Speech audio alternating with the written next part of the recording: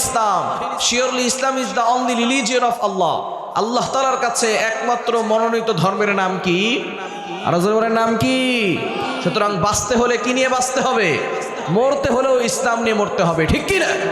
বলবেন হুজুর দলিল কোথায় পেয়েছেন? আল্লাহ নিজে বলে দিয়েছেন 4 নম্বর পারা 2 নম্বর পৃষ্ঠার 3 নম্বর লাইন, সূরা আলে ইমরানের 102 102 নম্বর আয়াতের শেষের অংশে আল্লাহ বলেন, ওয়ালা তামুতুন্না ইল্লা ওয়া আনতুম মুসলিমুন, do not go to the grave without becoming a Muslim. তোমরা মুসলমান না হয়ে কবরে যেও। সুতরাং মরতে হলেও কি নিয়ে মরতে হবে? আর যারা বলেন কি নিয়ে মরতে হবে?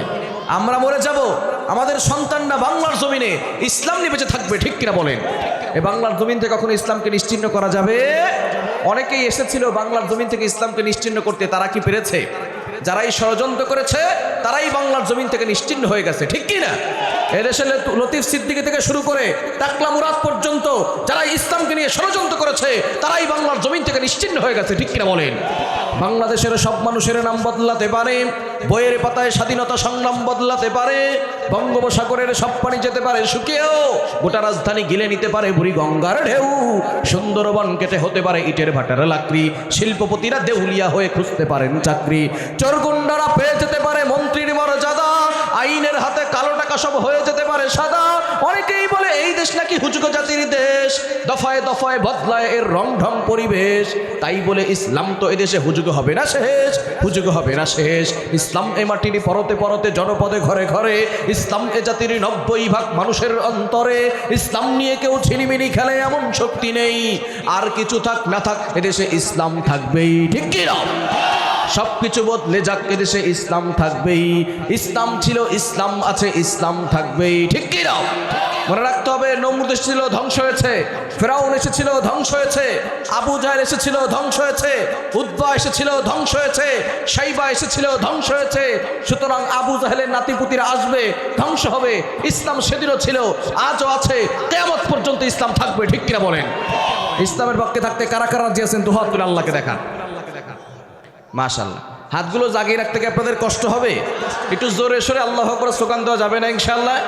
এখনো অনেকে বাইরে ঘোরাফেরা করতেছে, আমাদের আল্লাহু আকবার স্লোগান শুনে তারা যেন প্যান্ডেলের ভিতরে চলে আসতে পারে, জোরে সোরে তাকবীর দিতে পারবো তো ইনশাআল্লাহ? অনেকের আল্লাহু আকবার স্লোগান ভালো লাগে না, আজকে আল্লাহু আকবার স্লোগান দিয়ে তাদের কলিজার ভিতরে কম্পন সৃষ্টি করতে হবে, ঠিক কিনা বলেন?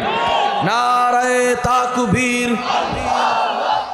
এই আওয়াজে কাজ হবে না, আরো জোরে নারায়ে তাকবীর, আল কোরআনের আলো, এখন আল কোরআনের আলো সারা বিশ্বে জালো, কোরআন আছে যেখানে, কোরআন হাদিস নাই যেখানে, ভণ্ড বাবা যেখানে, সুদ ঘুষ যে দলে, মাদক দ্রব্য যে দলে, কোরআনের আইন যেখানে, নারায়ে তাকবীর। আল্লাহ তাআলা সকলকে কবুল করেন, সকলে বলেন আমিন। এই আল্লাহু আকবার স্লোগান দিলে কি কষ্ট লাগে? মুরব্বী বাবাজিদের কি কষ্ট হয়ে গেছে? এই আল্লাহু আকবার স্লোগান চলবে তো ইনশাআল্লাহ? এই আল্লাহু আকবার স্লোগান দিতে পারবো তো ইনশাআল্লাহ? অনেকে আল্লাহু আকবার স্লোগানের বিরুদ্ধে কথা বলে, এরকম লোক আছে না নাই? এদেশে 5 লক্ষ মসজিদে 25 লক্ষ বার আল্লাহু আকবার স্লোগান চলে, সেই দেশের আল্লাহর বিরুদ্ধে কথা বলবে, সে যেই হোক তাদের কাউকে ছেড়ে দেওয়া হবে না, ঠিক কি বলেন? এজন্য এই জমিন কার? আর বলেন জমিন কার? আসমান কার? আসমান যার, জমিন যার, আইন চলবে তার, ঠিক কি না? ওই আল্লাহর কোরআনের ছায়াতলে আসার দরকার আছে না নাই? আর আছে না নাই? ওই আল্লাহ আমাদেরকে যে ইসলাম দিয়েছেন, ইসলামের ছায়াতলে আসার দরকার আছে না নাই? আসতে পারবো তো ইনশাআল্লাহ? আসা যাবে তো ইনশাআল্লাহ? আল্লাহ তাআলা আমাদেরকে কবুল করেন, সকলে বলেন আমিন। অনেকেই আমাদের ঈমানকে দুর্বল করতে চায়, আমাদের ঈমানকে দুর্বল করতে পারবে? আমাদের কলিজার টুকরা ওসমান হাদিকে দুনিয়া থেকে বিদায় করে দেওয়া হয়েছে, ঠিক কিনা? আমাদের কলিজার টুকরা ওসমান হাদি যে সত্যের পথে ছিল, ন্যায়ের পথে ছিল, দল মত নির্বিশেষে সকলে তার জন্য দোয়া করেছে, ঠিক কিনা? তাকে যদি হাতে আঘাত করা হতো হয়তো তার হাত কাটা যেত, কিন্তু সে সত্যের পথে থাকতে পারত। যদি পায়ে গুলি করা হতো হয়তো একটা পা কেটে ফেলা হতো, তারপর সে সত্যের পথে থাকতে পারত, ঠিক কিনা? কিন্তু সত্য কথা বলার কারণে সরাসরি তার মাথায় গুলি করেছে, যাতে করে সে আর দুনিয়াতে বেঁচে থাকতে না পারে। তারা মনে করেছে একটা হাতি মরলে মনে হয় সত্য থেকে সকলে নিচে চলে যাবে। আমরা বলতে চাই একটা হাদি মরবে, ঘরে ঘরে লক্ষ লক্ষ হাদি জন্ম নেবে, ঠিক কি না? যারা ইমানের পথে আছে, যারা কোরআনের সৈনিক, তারা রক্তকে ভয় পায় না, তারা শহীদ হতে ভয় পায় না। এ বর্তমান যুগের যুবকরা রক্ত দিতে শিখে গেছে, শহীদ হতে শিখে গেছে। যে জাতিরা রক্ত দিতে শিখে যায়, শহীদ হতে শিখে যায়, তাদেরকে কেউ দাবিয়ে রাখতে পারে না, ঠিক কি বলেন? এই জন্য যুবক ভাইরা ইমানকে শক্তিশালী করার দরকার আছে না নাই? আরো জোর আছে না নাই? বর্তমানে এই তাফসীর কোরআন মাহফিলেও বাধা দেওয়া হচ্ছে, ঠিক কিনা? আগের লোকরা যেখানে গেছে বর্তমান লোকেরাও কিন্তু সেখানেই যাবে, ঠিক কি না? তাফসীর কোরআন মাহফিল করবে, সেখানে নাকি আবার অনুমতি নেওয়া লাগবে। কিসের আবার পারমিশন, কিসের আবার অনুমতি? আল্লাহর জমিনে আল্লাহর কোরআন দিয়ে কথা বলা হবে, ঠিক কি না? তোমাদের কাছে কোনো পারমিশন আমরা নিতে যাব না। আমরা এদেশে 95% মুসলমান বসবাস করি। মুসলমানদের দেশে মুসলমানদের ধর্মীয় গ্রন্থ কোরআন দিয়ে কথা বলা হবে, যেখানে ইচ্ছা সেখানে কথা বলবে। যারা বাধা দিতে আসবে ভালো করে শুনে রাখো, তোমাদেরকে যেভাবে ফুলের মালা পরিয়েছি জুতা পিটা করে সেখান থেকে নামানো হবে। জনগণের মন বুঝতে হবে, জনগণের উপলব্ধি, তাদের ভিতরে যে চিন্তা চেতনা, এগুলো জানার দরকার আছে না নাই? বলে কোরআনের মাহফিল করবে, সেখানে আবার অনুমতি নিতে হবে, পারমিশন নিতে হবে। আমরা এরকম পারমিশন নিতে চাই না, আমরা একজনের কাছ থেকে পারমিশন নিয়ে এসেছি, ঠিক কি না? ওই আল্লাহর জমিনে আল্লাহর কোরআন দিয়ে কথা বলার দরকার আছে না নাই? আর ওজোর আছে না নাই? সৃষ্টি যার, আইন চলবে তার, ঠিক কি না? কোরআনের কথা চলবে, ইসলাহি মজলিস হবে। এখন আলহামদুলিল্লাহ প্রত্যেকটা জায়গায় জায়গায় কোরআনের ময়দান, ঠিক কি না? একটা সময় যুবকরা যাত্রা গানের আয়োজন করত, গানের কনসার্ট করত। এখন যুবকরা যাত্রা গানের আয়োজন করে না, গানের কনসার্ট করে না। এখন তারা এই তাফসীর কোরআন মাহফিলের আয়োজন করে, ঠিক কি না? সেই তাফসীর কোরআন মাহফিলে বাধা দেওয়া হয়। মদের আসর আছে, সেগুলো বন্ধ করতে পারে না। গানের কনসার্টগুলো বন্ধ করতে পারে না। যেখানে জুয়া চলে, যেখানে অন্যায় চলে, সেগুলো আগে বন্ধ করতে হবে। তাফসীরুল মাহফিল, এই কোরআনের মাহফিল, এগুলো বন্ধ করার কোনো দরকার নাই। এখানে মানুষ এসে তারা সত্যের দিশা পায়, ঠিক কিনা বলেন? এজন্য আমরা বলতে চাই, আমাদেরকে অনুমতি নয়, আগের মতো আবারও যাতে করে কোনো অনুমতি না নিতে হয়, নতুন করে ঘোষণা দিন। ডক্টর ইউনূস সাহেবকে বলতে চাই, আপনি পানির জ্বরে ভেসে ভেসে ক্ষমতায় বসেন নাই, আমাদের রক্তের উপর দিয়ে ক্ষমতায় বসেছেন, ঠিক কিনা? এজন্য জনগণের ভাষা বুঝতে হবে, জনগণের মন বুঝতে হবে। জনগণ যেটা চায় কোরআনের মাহফিল হবে, বিনা অনুমতিতে কোরআনের মাহফিল হবে, ঠিক কিনা বলেন? আপনারা রাজি আছেন তো ইনশাআল্লাহ? রাজি আছেন তো ইনশাআল্লাহ? আল্লাহ তাআলা আমাদের সকলকে কবুল করেন, সকলে বলেন আমিন। আরো জোরে বলেন আমিন। এই যুবকদেরকে দাবিয়ে রাখা যাবে না, এই জনগণকে দাবিয়ে রাখা যাবে না। এরা রক্ত দিতে শিখে গেছে, ঠিক কিনা? ডক্টর ইউনূস সাহেব ওসমান হাদির জানাজায় মায়া কান্না দেখাইছে। সে বুঝাতে চেয়েছে যে তাকে আমরা বিদায় করি নাই, তাকে বিদায় করা যাবে না, তাকে অন্তরে রেখে দিতে হবে। কিন্তু ওসমান হাদি যেই কথাগুলো বলেছিল, তার একটা কথাও ডক্টর ইউনূস বলে নাই। ভারতের আগ্রাসন চলছে বাংলাদেশে, তারা যেই আধিপত্য বিস্তার করতে চাচ্ছে, সে বিষয়ে ডক্টর ইউনূস কোনো বক্তব্য দেন নাই। যারা আমার কলিজার টুকরা ওসমান হাদিকে দুনিয়া থেকে বিদায় করেছে, তাদের যে হত্যার একটা বিচার হবে, সেই বিচারের কথা আপনি সেখানে বলেন নাই। আপনি শুধু মায়া কান্না দেখাইছেন, মায়া কান্না আমরা দেখতে চাই না। আমরা ওসমান হাদির যারা দুনিয়া থেকে বিদায় করেছে, তাকে, সেই ওসমান হাদির খুনিকে বাংলার জমিনে ফাঁসির মঞ্চে দেখতে চাই। যদি ভারতে পালিয়ে যায়, এটা আপনার প্রশাসনের দোষ। 6 ঘন্টার ভিতরে, 7 ঘন্টার ভিতরে একটা খুনি বাংলাদেশ থেকে কিভাবে ভারতে পালাবে? যদি ভারতে পালিয়ে যায়, ভারত থেকে বাংলার জমিনে ফাঁসির মঞ্চে ঝুলাতে হবে। কারা কারা দেখতে চান, দুহাত তুলে আল্লাহকে দেখান। আল্লাহ তাআলা সকলকে কবুল করেন, সকলে বলেন আমিন। আমরা ভারতকে ভয় পাই না। ভারতের হয়তো সংখ্যা বেশি হতে পারে, ভারতের হয়তো অস্ত্র শস্ত্র বেশি হতে পারে, কিন্তু মুসলমান যাদের ভিতরে ঈমান আছে, তাদের কাছে একটা দামি জিনিস, তার নাম হচ্ছে ঈমান। নাম কি? আর বলেন নাম কি? এই ঈমান নিয়ে যদি সামনে অগ্রসর হয়, শুধু বাংলাদেশে নয়, দিল্লির লাল কেল্লায় কালিমার পতাকা পতপত করে উঠবে, ঠিক কিনা বলেন? হে যুব সমাজ, আর ঘুমিয়ে থাকলে চলবে না। ঈমানকে শক্তিশালী করো, ঈমানকে জাগ্রত করো। গাজওয়ে হিন্দের দামামা বেজে গেছে। যদি গাজওয়ে হিন্দের জন্য ডাক আসে, আমি কাউসার আহমদ জিহাদি ফার্স্ট টাইম শহীদ হব।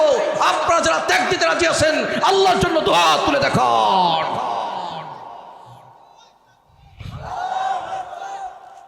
আল্লাহ তাআলা সকলকে কবুল করেন, সকলে বলেন আমিন। না, এলাকার লোকেদের ঈমান খুব কম, তাকবীরও দিতে পারে না। একজন দাঁড়ান, যুবক দাঁড়ান। দাঁড়ান, ওসমান হাদি কে হতে চান? দাঁড়ান একজন। হ্যাঁ, তাকবীর দেন।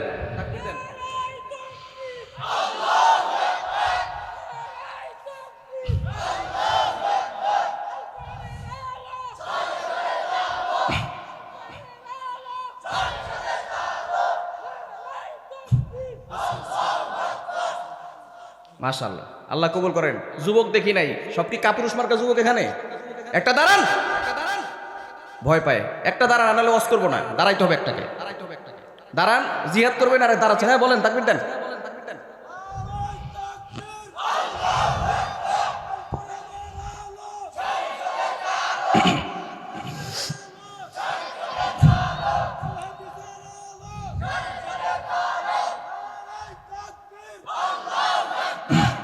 মাশাআল্লাহ, আল্লাহ কবুল করেন, সকলে বলেন আমিন। আমাদের এই তাকবীরগুলো আল্লাহ কবুল করেন, সকলে বলেন আমিন। যারা আজকে অক্লান্ত পরিশ্রম করে এই চমৎকার আয়োজন করেছেন, আল্লাহ সকলকে কবুল করেন, সকলে বলেন আমিন। প্রামাণিক পাড়া মদিনাতুল উলুম হাফিজিয়া মাদ্রাসা ও এতিমখানা উন্নয়ন কল্পে তৃতীয় বার্ষিক ওয়াজ মাহফিলের সম্মানিত সভাপতি জনাব মোহাম্মদ মতলুবার রহমান প্রামাণিক, উনি কি এসেছেন? মাশাআল্লাহ, আল্লাহ কবুল করেন, সকলে বলেন আমিন। আল্লাহ তাআলা সভাপতি সাহেব ও তার পরিবারের সকলকে সুস্থতার সাথে নেক হায়াত দান করেন, সকলে বলেন আমিন। আজকের প্রধান অতিথি জনাব আলহাজ মাহফুজার রহমান প্রামাণিক সাহেব, খুবই চমৎকার আলোচনা করেছেন, ঠিক কিনা? অল্প সময়ের ভিতরে আল্লাহ তাআলা প্রধান অতিথি সাহেব ও তার পরিবারের সকলকে সুস্থতার সাথে নেক হায়াত দান করেন, সকলে বলেন আমিন। আজকের উদ্বোধক হযরত মাওলানা আমিজার রহমান সাহেব, উনি এসেছেন? চলে গেছে? আচ্ছা, আল্লাহ ওনাকেও কবুল করেন, সকলে বলেন আমিন। প্রধান পৃষ্ঠপোষক জনাব মোহাম্মদ রফিকুল ইসলাম সাহেব, উনি এসেছেন? প্রধান সমন্বয়ক জনাব মোহাম্মদ আব্দুল গফুর হাসু সাহেব, উনি এসেছেন?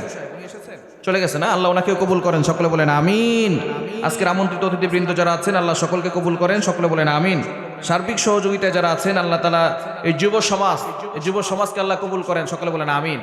যুবকদের আছে প্রাণ ঢালা উচ্ছ্বাস, যুবকদের আছে চেতনা, যুবকদের আছে শক্তি।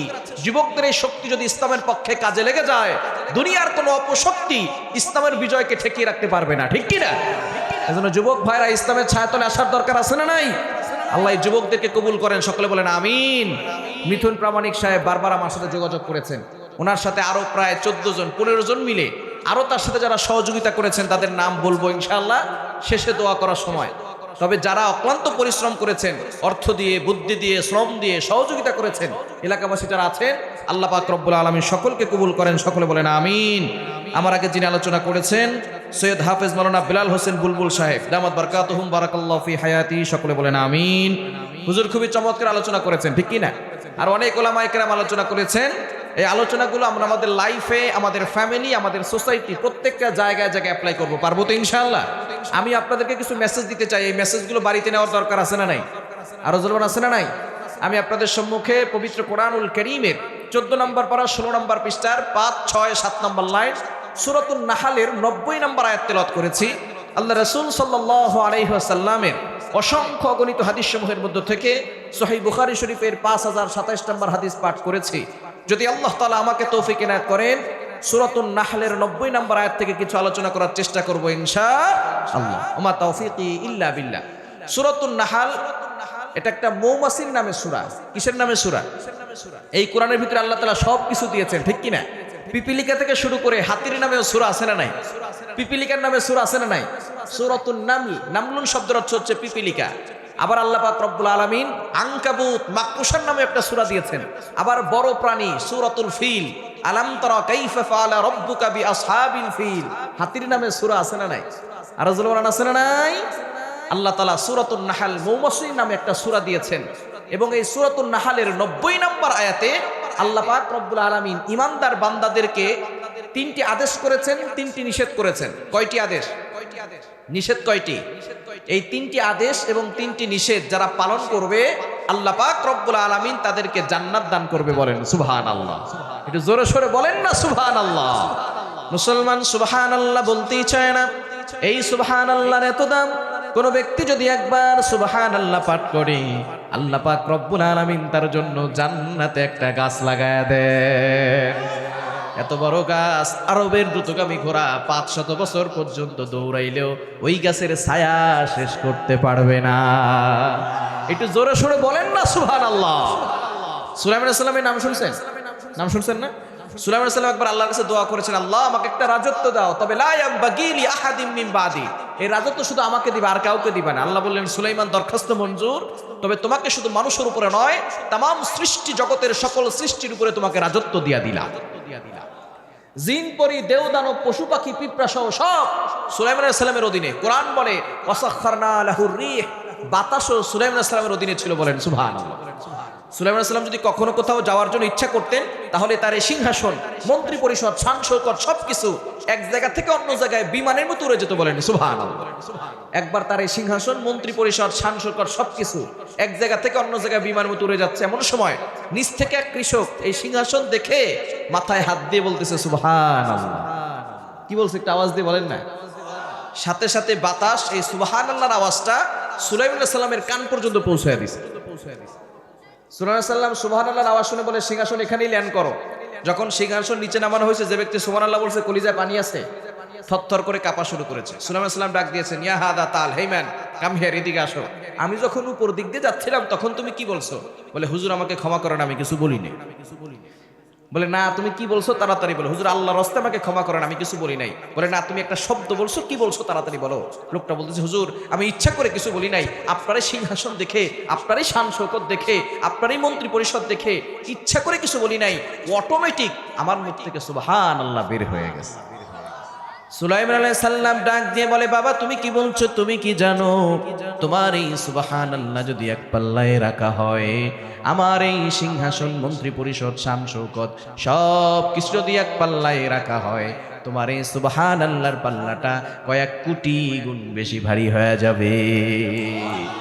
এজন্য সুবহানাল্লাহ বলার দরকার আছে না নাই? আল্লাহ পাক রব্বুল আলামিন সূরাতুন নাহলের 90 নম্বর আয়াতে আদেশ করেছেন কয়টা? আরো জোরে বলেন কয়টা? নিষেধ করেছেন কয়টা? এই আদেশ আর নিষেধ যারা পালন করবে, আল্লাহ পাক রব্বুল আলামিন তাদেরকে জান্নাতের মালিক বানাবে। ওই জান্নাতে যেতে চাই কি চাই না? আমরা জান্নাতে যেতে চাই, তবে জান্নাতে যাওয়ার কাজ করতে চাই না, ঠিক কি না? জান্নাত কিন্তু আল্লাহ সহজ করে দিয়েছেন, এক্সাম্পল দিলে সুন্দর বুঝতে পারবেন। আপনারা যারা আজকে ইশারা নামাজ পড়ার জন্য মসজিদে গিয়েছেন, নামাজ পড়তে কি 50 টাকা জরিমানা দিয়েছেন? ইমাম সাহেব অথবা খতিব সাহেব অথবা সভাপতি সাহেবকে কি 100 টাকা জরিমানা দিয়েছেন? পৃথিবীর যে কোনো মসজিদে যাবেন, নামাজ পড়তে কি টাকা লাগবে? বোঝা গেল ফ্রিতে মসজিদে ঢুকে নামাজ পড়ে জান্নাতে যেতে পারেন, কোনো সমস্যা। কিন্তু সিনেমা হলে যেতে টাকা লাগে কি লাগে না? ওয়াইফাই বিল আছে না নাই? ডিশের বিল আছে না নাই? মদ খাইতে টাকা লাগে কি লাগে না? গাঞ্জা খাইতে টাকা লাগে কি লাগে না? মুসলমান ফ্রিতে মসজিদে ঢুকে জান্নাতে যেতে চায় না, তবে টাকা দিয়া জাহান্নামে যেতে চায়। আল্লাহ পাক রব্বুল আলামিন জান্নাত সহজ করে দিয়েছেন, ওই জান্নাতে যাওয়ার দরকার আছে না নাই? আরো জোরে বলেন আছে না নাই? জান্নাতে যাওয়ার জন্য আপনাদের আগ্রহ বাড়বে। জান্নাতের একটা মাঠের বর্ণনা শুনবেন। জান্নাতে একটা মাঠ আছে, মাঠের নাম হচ্ছে মসজিদ। মাঠের নাম কি? আরো জোরে বলেন, মাঠের নাম কি? 26 নম্বর পারা 19 নম্বর পৃষ্ঠার 1 নম্বর লাইন, সূরা কফের 35 নম্বর আয়াতে আল্লাহ বলছেন, লাহুম মা ইয়াশাউনা ফিহা ওয়া লাদাইনা মাজিদ। জান্নাতে একটা মাঠ আছে, মাঠের নাম কি? এই মাসজিদ নামক মাঠটা কত বড় এটা জানার জন্য আগে জানতে হবে জিবরাইল আলাইহিস সালামের কি পরিমাণ শক্তি জানার দরকার আছে না নাই? একবার নবীজি সাল্লাল্লাহু আলাইহি সাল্লামের কাছে জিবরাইল আলাইহিস সালাম আসলেন। নবীজি বললেন, ভাই জিবরাইল আমি আপনাকে দেখতে চাই। জিবরাইল আলাইহিস সালাম বললেন, ইয়া রাসূলুল্লাহ, ইয়া হাবিবাল্লাহ, আপনি আমাকে দেখলে তো ভয় পাবেন। নবীজি বললেন, না না ভয় পাবো না, দেখা দেন। হঠাৎ করে জিবরাইল আলাইহিস সালাম অদৃশ্য হয়ে গেলেন। এবার আসমান থেকে একটা কালো পর্দা নামতে নামতে জমিন পর্যন্ত লেগে গিয়েছে। ডান পাশ বাম পাশ পুরো পৃথিবী ভরাট হয়ে গেছে, দুনিয়া অন্ধকার হয়ে গেছে। আবারও আস্তে আস্তে করে কালো পর্দা আসমানে উঠে গেল। জিবরাইল আলাইহিস সালাম অদৃশ্যভাবে হাজির হয়ে বললেন, ইয়া রাসূলুল্লাহ, ইয়া হাবিবাল্লাহ, কি দেখলেন? নবীজি বললেন, আসমান থেকে একটা কালো পর্দা নামতে নামতে জমিন পর্যন্ত লেগে গিয়েছে, ডান পাশ বাম পাশ পুরো পৃথিবী ভরাট হয়ে গেছে। জিবরাইল সাল্লাম বলেন, ইয়া রাসূলুল্লাহ, ইয়া হাবিবাল্লাহ, ওইটা কোনো কালো পর্দা ছিল না, আমার একটা মাত্র পাখা আসমান থেকে ছেড়ে দিয়েছি, পুরো পৃথিবী ভরাট হয়ে গেছে। এরকম পাখা আল্লাহ আমাকে একটা দুইটা নয় 600 পাখা দিয়েছে। বলেন সুবহানাল্লাহ। একটু জোরে শুনে বলেন না সুবহানাল্লাহ। কয়শো পাখা? কয়শো? একটা পাখাই যদি হয় এত বড়, 600 পাখা হবে কত বড়? ওই 600 পাখা যে দেহের ভিতর আল্লাহ ফিট করছেন, ওই দেহটা কত বড়? এত বড় দেহ যে আল্লাহ বানাইছে, সে আল্লাহ কত বড়? আল্লাহু আকবার। এবার জিবরাইল সাল্লাম কোথায় থাকে জানার দরকার আছে না নাই? আছে না নাই? জিবরাইল সাল্লাম তিনি থাকেন সিদরাতুল মুনতাহা। কোথায়? সিদরাতুল মুনতাহা দুনিয়ার জমিন থেকে কত দূরে একটু ধারণা নিলে বুঝতে পারবেন। আমরা যে পৃথিবীতে বসবাস করছি এটা হচ্ছে একটা গ্রহ, আমাদের পার্শ্ববর্তী গ্রহের নাম হচ্ছে মঙ্গল গ্রহ। নাম শুনছেন আপনারা? যারা সায়েন্স নিয়ে পড়াশোনা করে তারা জানে পার্শ্ববর্তী গ্রহের নাম কি? মঙ্গল গ্রহ। এরকম কয়েকটা গ্রহ এবং উপগ্রহ মিলে একটা সৌরজগৎ গঠিত হয়। বিজ্ঞান বলছে 15,000 কোটির অধিক সৌরজগৎ মিলে একটা গ্যালাক্সি গঠিত হয়। 15,000 কোটির অধিক গ্যালাক্সি মিলে একটা গ্যালাক্সি গুচ্ছ গঠিত হয়। 15,000 কোটির অধিক গ্যালাক্সি গুচ্ছ মিলে একটা মহা গ্যালাক্সি গঠিত হয়। বিজ্ঞান সেই মহা গ্যালাক্সি পর্যন্ত চলে গেছে, আজ পর্যন্ত আসমানের কোনো কুল কিনারা খুঁজে পায় নাই। বলেন সুবহানাল্লাহ। আবার আমরা রাতের দিনের বেলা সূর্য দেখি ছোট্ট একটা থালার মতো। বিজ্ঞান বলছে না না, এই সূর্যটা পৃথিবী থেকে 13 লক্ষ গুণ বড়। বলেন আল্লাহু আকবার। রাতের বেলা ছোট্ট ছোট্ট তারকা দেখি, বিজ্ঞান বলছে এগুলো ছোট নয়, এক একটা তারকা সূর্যের থেকেও বড় আছে। সূর্যই হলো পৃথিবী থেকে কত লক্ষ গুণ বড়? 13 লক্ষ গুণ বড়। সূর্যের পাশে একটা তারকা আছে যার নাম হচ্ছে ব্যাটেল জিউস। এই তারকাটা সূর্যের থেকে 1000 গুণ বড়। বলেন আল্লাহু আকবার। এই চন্দ্র বলেন, সূর্য বলেন, তারকা বলেন, সবকিছু আল্লাহ প্রথম আসমানের নিচে সাজিয়ে রেখেছেন। বলেন সুবহানাল্লাহ। দ্বিতীয় আসমানের কাছে প্রথম আসমানটা কতটা ছোট? দারিমি শরীরের ভিতরে একটি হাদিস এসেছে, যদি বিশাল বড় মরুভূমির মাঝখানে ছোট্ট একটা আংটি ছেড়ে দেওয়া হয়, এই মরুভূমির মাঝখানে আংটি যতটা ছোট, দ্বিতীয় আসমানের কাছে প্রথম আসমানটা ছোট্ট একটা আংটির মতো। সুবহানাল্লাহ। বাসায় গিয়ে বলি, জোরে সোরে বলেন না সুবহানাল্লাহ। তৃতীয় আসমানের কাছে দ্বিতীয় আসমানটা ছোট্ট একটা আংটির মতো, চতুর্থ আসমানের কাছে তৃতীয় আসমানটা ছোট্ট একটা আংটির মতো, পঞ্চম আসমানের কাছে চতুর্থ আসমান ছোট্ট একটা আংটির মতো। এভাবে করে আল্লাহ তাআলা একটা দুইটা নয়, 29 নম্বর পারার 1 নম্বর পৃষ্ঠার 5 নম্বর লাইন সূরা মুলকের 3 নম্বর আয়াতের প্রথম অংশ আল্লাহ বলেন, আল্লাযী খালাকা সাবআ সামাওয়াতিন তিবাকা, আমি আল্লাহ বিশাল বড় বড় করে 7টি আসমান তৈরি করেছি। বলেন আল্লাহু আকবার। এই 7 আসমানের পরে হচ্ছে সিদরাতুল মুনতাহা, সেখানে থাকেন জিবরাইল আলাইহিস সালাম। এবার জিবরাইল আলাইহিস সালামের কি পরিমাণ শক্তি একটু জানার দরকার আছে না নাই? বলেন তো, কোরবানির সময় আসলে আমরা পশু জবাই করি কি করি না? আমাদের মাদ্রাসার ছাত্ররা, মসজিদের ইমাম সাহেব, খতিব সাহেবরা আমাদের গরুগুলো কোরবানি করে দেয়, ঠিক কি না? বলেন তো, পশু জবাই করার আগে আল্লাহু আকবার বলার দরকার আছে না নাই? আরো জোরে বলেন, আছে না নাই? এবার ভালো করে বুঝে শুনে উত্তর দেন। আল্লাহু আকবার বলার কয় ঘন্টা পরে পশু জবাই করা হয়? কষ্ট হচ্ছে আপনাদের? চলবে তো ইনশাআল্লাহ। আল্লাহু আকবার বলার কয় ঘন্টা পরে পশু জবাই করা হয়? সাথে সাথে, ঠিক কি না? ইব্রাহিম আলাইহিস সালাম তার সন্তান ইসমাঈল আলাইহিস সালামকে জবাই করার জন্য প্রস্তুত হয়ে গেছেন, আল্লাহু আকবার বলা শেষ। বলেন তো, জবাই করতে কয়দিন লাগবে? কয়দিন? সাথে সাথে হয়ে যাবে, ঠিক কি না? যখন আল্লাহু আকবার বলা শেষ, এমন সময় আল্লাহ পাক রব্বুল আলামিন জিবরাইল সালামকে ডাক দিয়ে বলে, জিবরাইল, আমি কিন্তু তোমার ইব্রাহিমকে পরীক্ষা করতে চাই, আমি আমার ইসমাইলকে জবাই করতে চাই না, তাড়াতাড়ি যাও, আগে জান্নাতে যাবা, জান্নাত থেকে দুম্বা নিয়ে 7 আসমান ভেদ করে ইব্রাহিমের সুরের নিচে দুম্বা রেখে দাও। বলেন আল্লাহু আকবার। জিবরাইল সালাম বলেন, ইয়া রাসূলুল্লাহ, ইয়া হাবিবাল্লাহ, আমি কোথায় সিদরাতুল মুনতাহায়? আল্লাহ আমাকে আদেশ করলেন। এমন সময় যখন ইব্রাহিম আলাইহিস সালামের অলরেডি আল্লাহু আকবার বলা শেষ, এমন সময় আদেশ পেয়েছি, এই আদেশ পাওয়ার সাথে সাথে আমার শরীরের প্রত্যেকটা পশম দাঁড়িয়ে গেছে, শরীর থেকে ঘাম বের হওয়া শুরু হয়ে গেছে। তারপর আল্লাহর আদেশ আমাকে পালন করতেই হবে। আমি আমার 600 পাখা দিয়ে এমন ভাবে টান দিলাম, প্রথমে জান্নাতে গেলাম, জান্নাত থেকে দুম্বা নিয়ে 7 আসমান ভেদ করে ইব্রাহিমের সুরির নিচে দুম্বা রেখে দিয়েছি, এখনো দেখি সুরি উপর থেকে নিচে নামতেছে। বলেন আল্লাহু আকবার। কি বুঝলেন? জিবরাইল সাল্লামের শক্তি কম না বেশি? আর জোরে বলেন, কম না বেশি? জিবরাইল সাল্লামের আরো 2টা কাজ করতে কষ্ট হয়েছিল, আজকে থাকার একদিন বলবো। আজকে শুনবেন না আর একদিন শুনেন? মানে আর আনবেন না, তাই তো? আজকে শুনবেন? ঘুমাচ্ছেন কারা কারা? হাত তোলেন দেখি। দেখছেন এত মানুষ ঘুমায়, তাহলে ওয়াজ শুনে কারা? বুঝে নাই? বুঝে নাই? থাকবেন তো ইনশাআল্লাহ? শেষ পর্যন্ত থাকবেন তো ইনশাআল্লাহ? তো তাকবীর দেন, লিল্লাহি তাকবীর, লিল্লাহি তাকবীর, লিল্লাহি তাকবীর। দ্বিতীয় নাম্বার, ইউসুফ আলাইহিস সালামের ভাইয়েরা ষড়যন্ত্র করে ইউসুফ আলাইহিস সালামকে কূপের মধ্যে ফেলে দিয়েছে। এই ঘটনা আমরা অনেকেই জানি, ঠিক কিনা? তবে একটা প্রশ্ন আছে, হুজুর, ইউসুফ আলাইহিস সালামের ভাইয়েরা তারা তো নবীর সন্তান, ইয়াকুব আলাইহিস সালামের সন্তান, নবীর সন্তান হয়ে নবী ভাই ইউসুফকে কূপের মধ্যে ফেলে দিল কেন? প্রশ্ন আছে না নাই? আরো জোরে বলেন, আছে না নাই? ইউসুফ আলাইহিস সালাম ছোট্ট বলে একটা স্বপ্ন দেখেছিলেন, সূরা ইউসুফে আছে।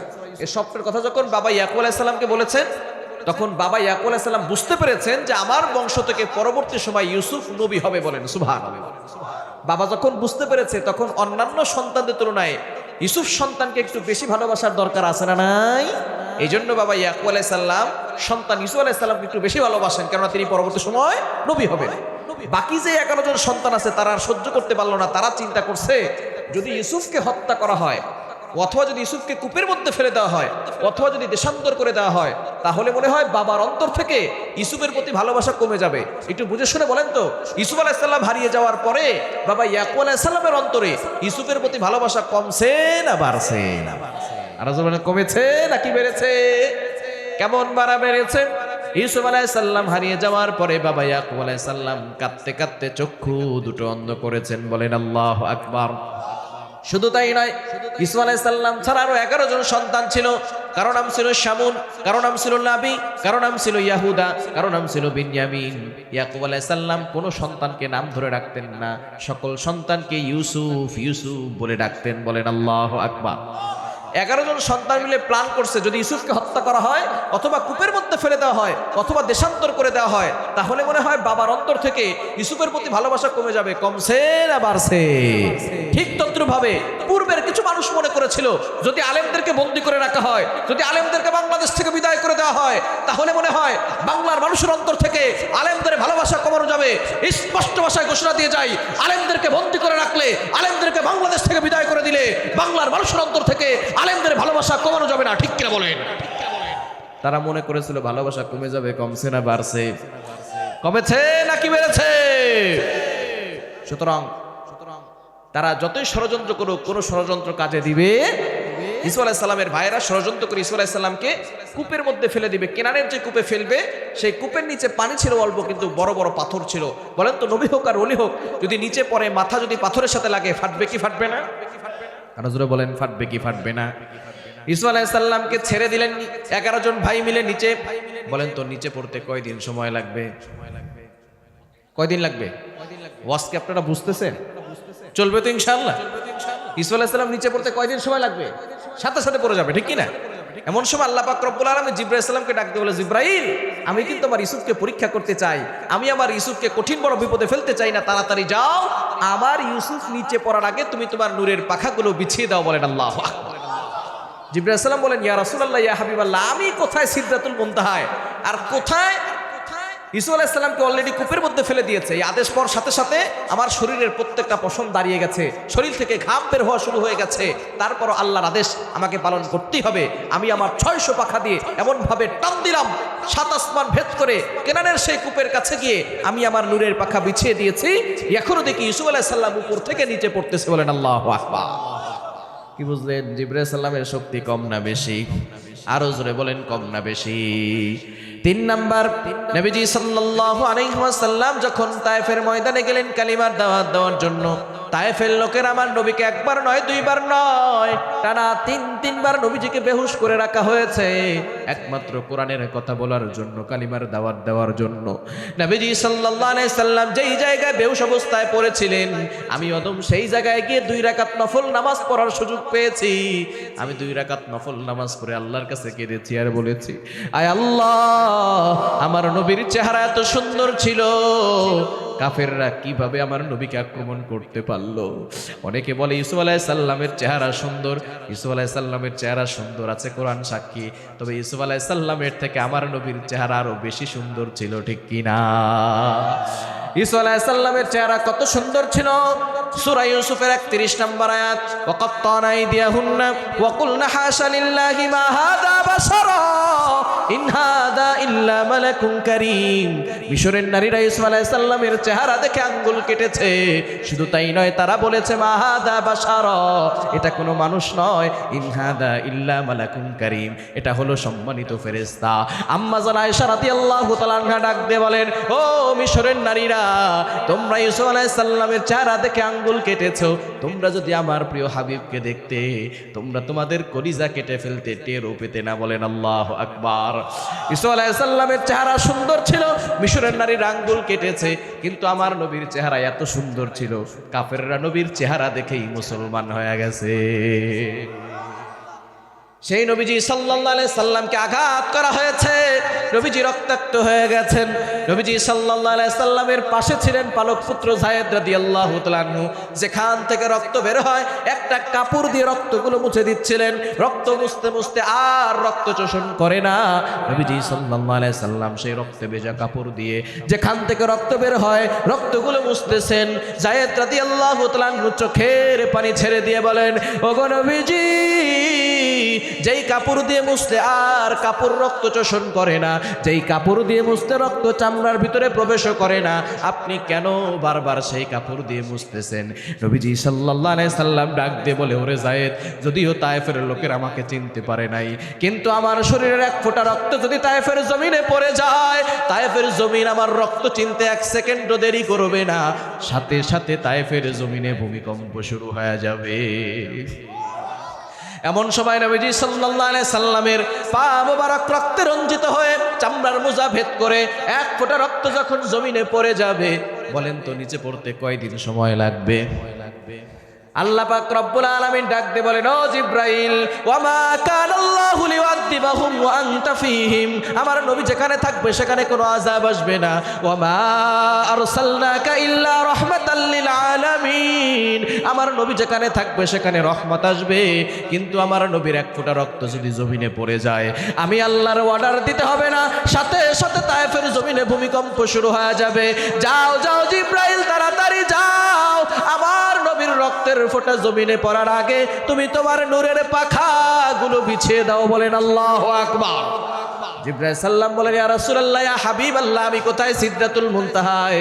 কোথায় আপনার রক্তের ফোঁটা জমিনে পড়ে যাবে? এমন সময় আল্লাহ আমাকে আদেশ করলেন। আদেশ পাওয়ার সাথে সাথে আমার শরীরের প্রত্যেকটা পশম দাঁড়িয়ে গেছে, শরীর থেকে ঘাম বের হওয়া শুরু হয়ে গেছে। তারপরও আল্লাহর আদেশ আমাকে পালন করতেই হবে। আমি আমার 600 পাখা দিয়ে এমন ভাবে টান দিলাম, 7 আসমান ভেদ করে তায়েফের জমিনে গিয়ে আমি আমার নূরের পাখা বিছিয়ে দিয়েছি। এখনো দেখি রক্তের ফোঁটা উপর থেকে নিচে পড়তেছে। বলেন আল্লাহু আকবার। কি বুঝলেন? জিবরাইল সাল্লামের শক্তি কম না বেশি? আরো জোরে বলেন, কম না বেশি? সেই জিবরাইল আলাইহিস সালাম বলেন, জান্নাতে একটা মাঠ আছে, মাঠের নাম কি মনে আছে? মনে আছে? মাশাআল্লাহ। লাহুম মা ইয়াশাউনা ফিহা ওয়া লাদাইনা মাজিদ। জান্নাতে একটা মাঠ আছে, মাঠের নাম হলো মাজিদ। জিবরাইল সাল্লাম বলেন, ইয়া রাসূলুল্লাহ, ইয়া হাবিবাল্লাহ, ওই মাজিদ নামক মাঠটা দেখার জন্য আমি আল্লাহর কাছে পারমিশন চাইলাম। আল্লাহ আমাকে পারমিশন দিয়া দিলেন। আমি জিবরাইলের খাওয়া দাওয়া নাই, আমি জিবরাইলের পেশাব পায়খানা নাই, আমি জিবরাইলের ঘুমানোর কোনো প্রয়োজন হয় না, আমি জিবরাইলের বিশ্রাম নেওয়ার কোনো প্রয়োজন হয় না। আমি জিবরাইল আমার 600 পাখা দিয়ে ওই মাজিদ নামক মাঠে ধারাবাহিকভাবে উঠতে শুরু করলাম। টানা 1 ঘন্টা নয়, 1 দিন নয়, 1 সপ্তাহ নয়, 1 মাস নয়, 1 বছর নয়, 70,000 বছর ধরে উঠতে লাগলাম। কিন্তু জান্নাতে মাজিদ নামক মাঠের কোনো কুল কিনারা খুঁজে পাই নাই।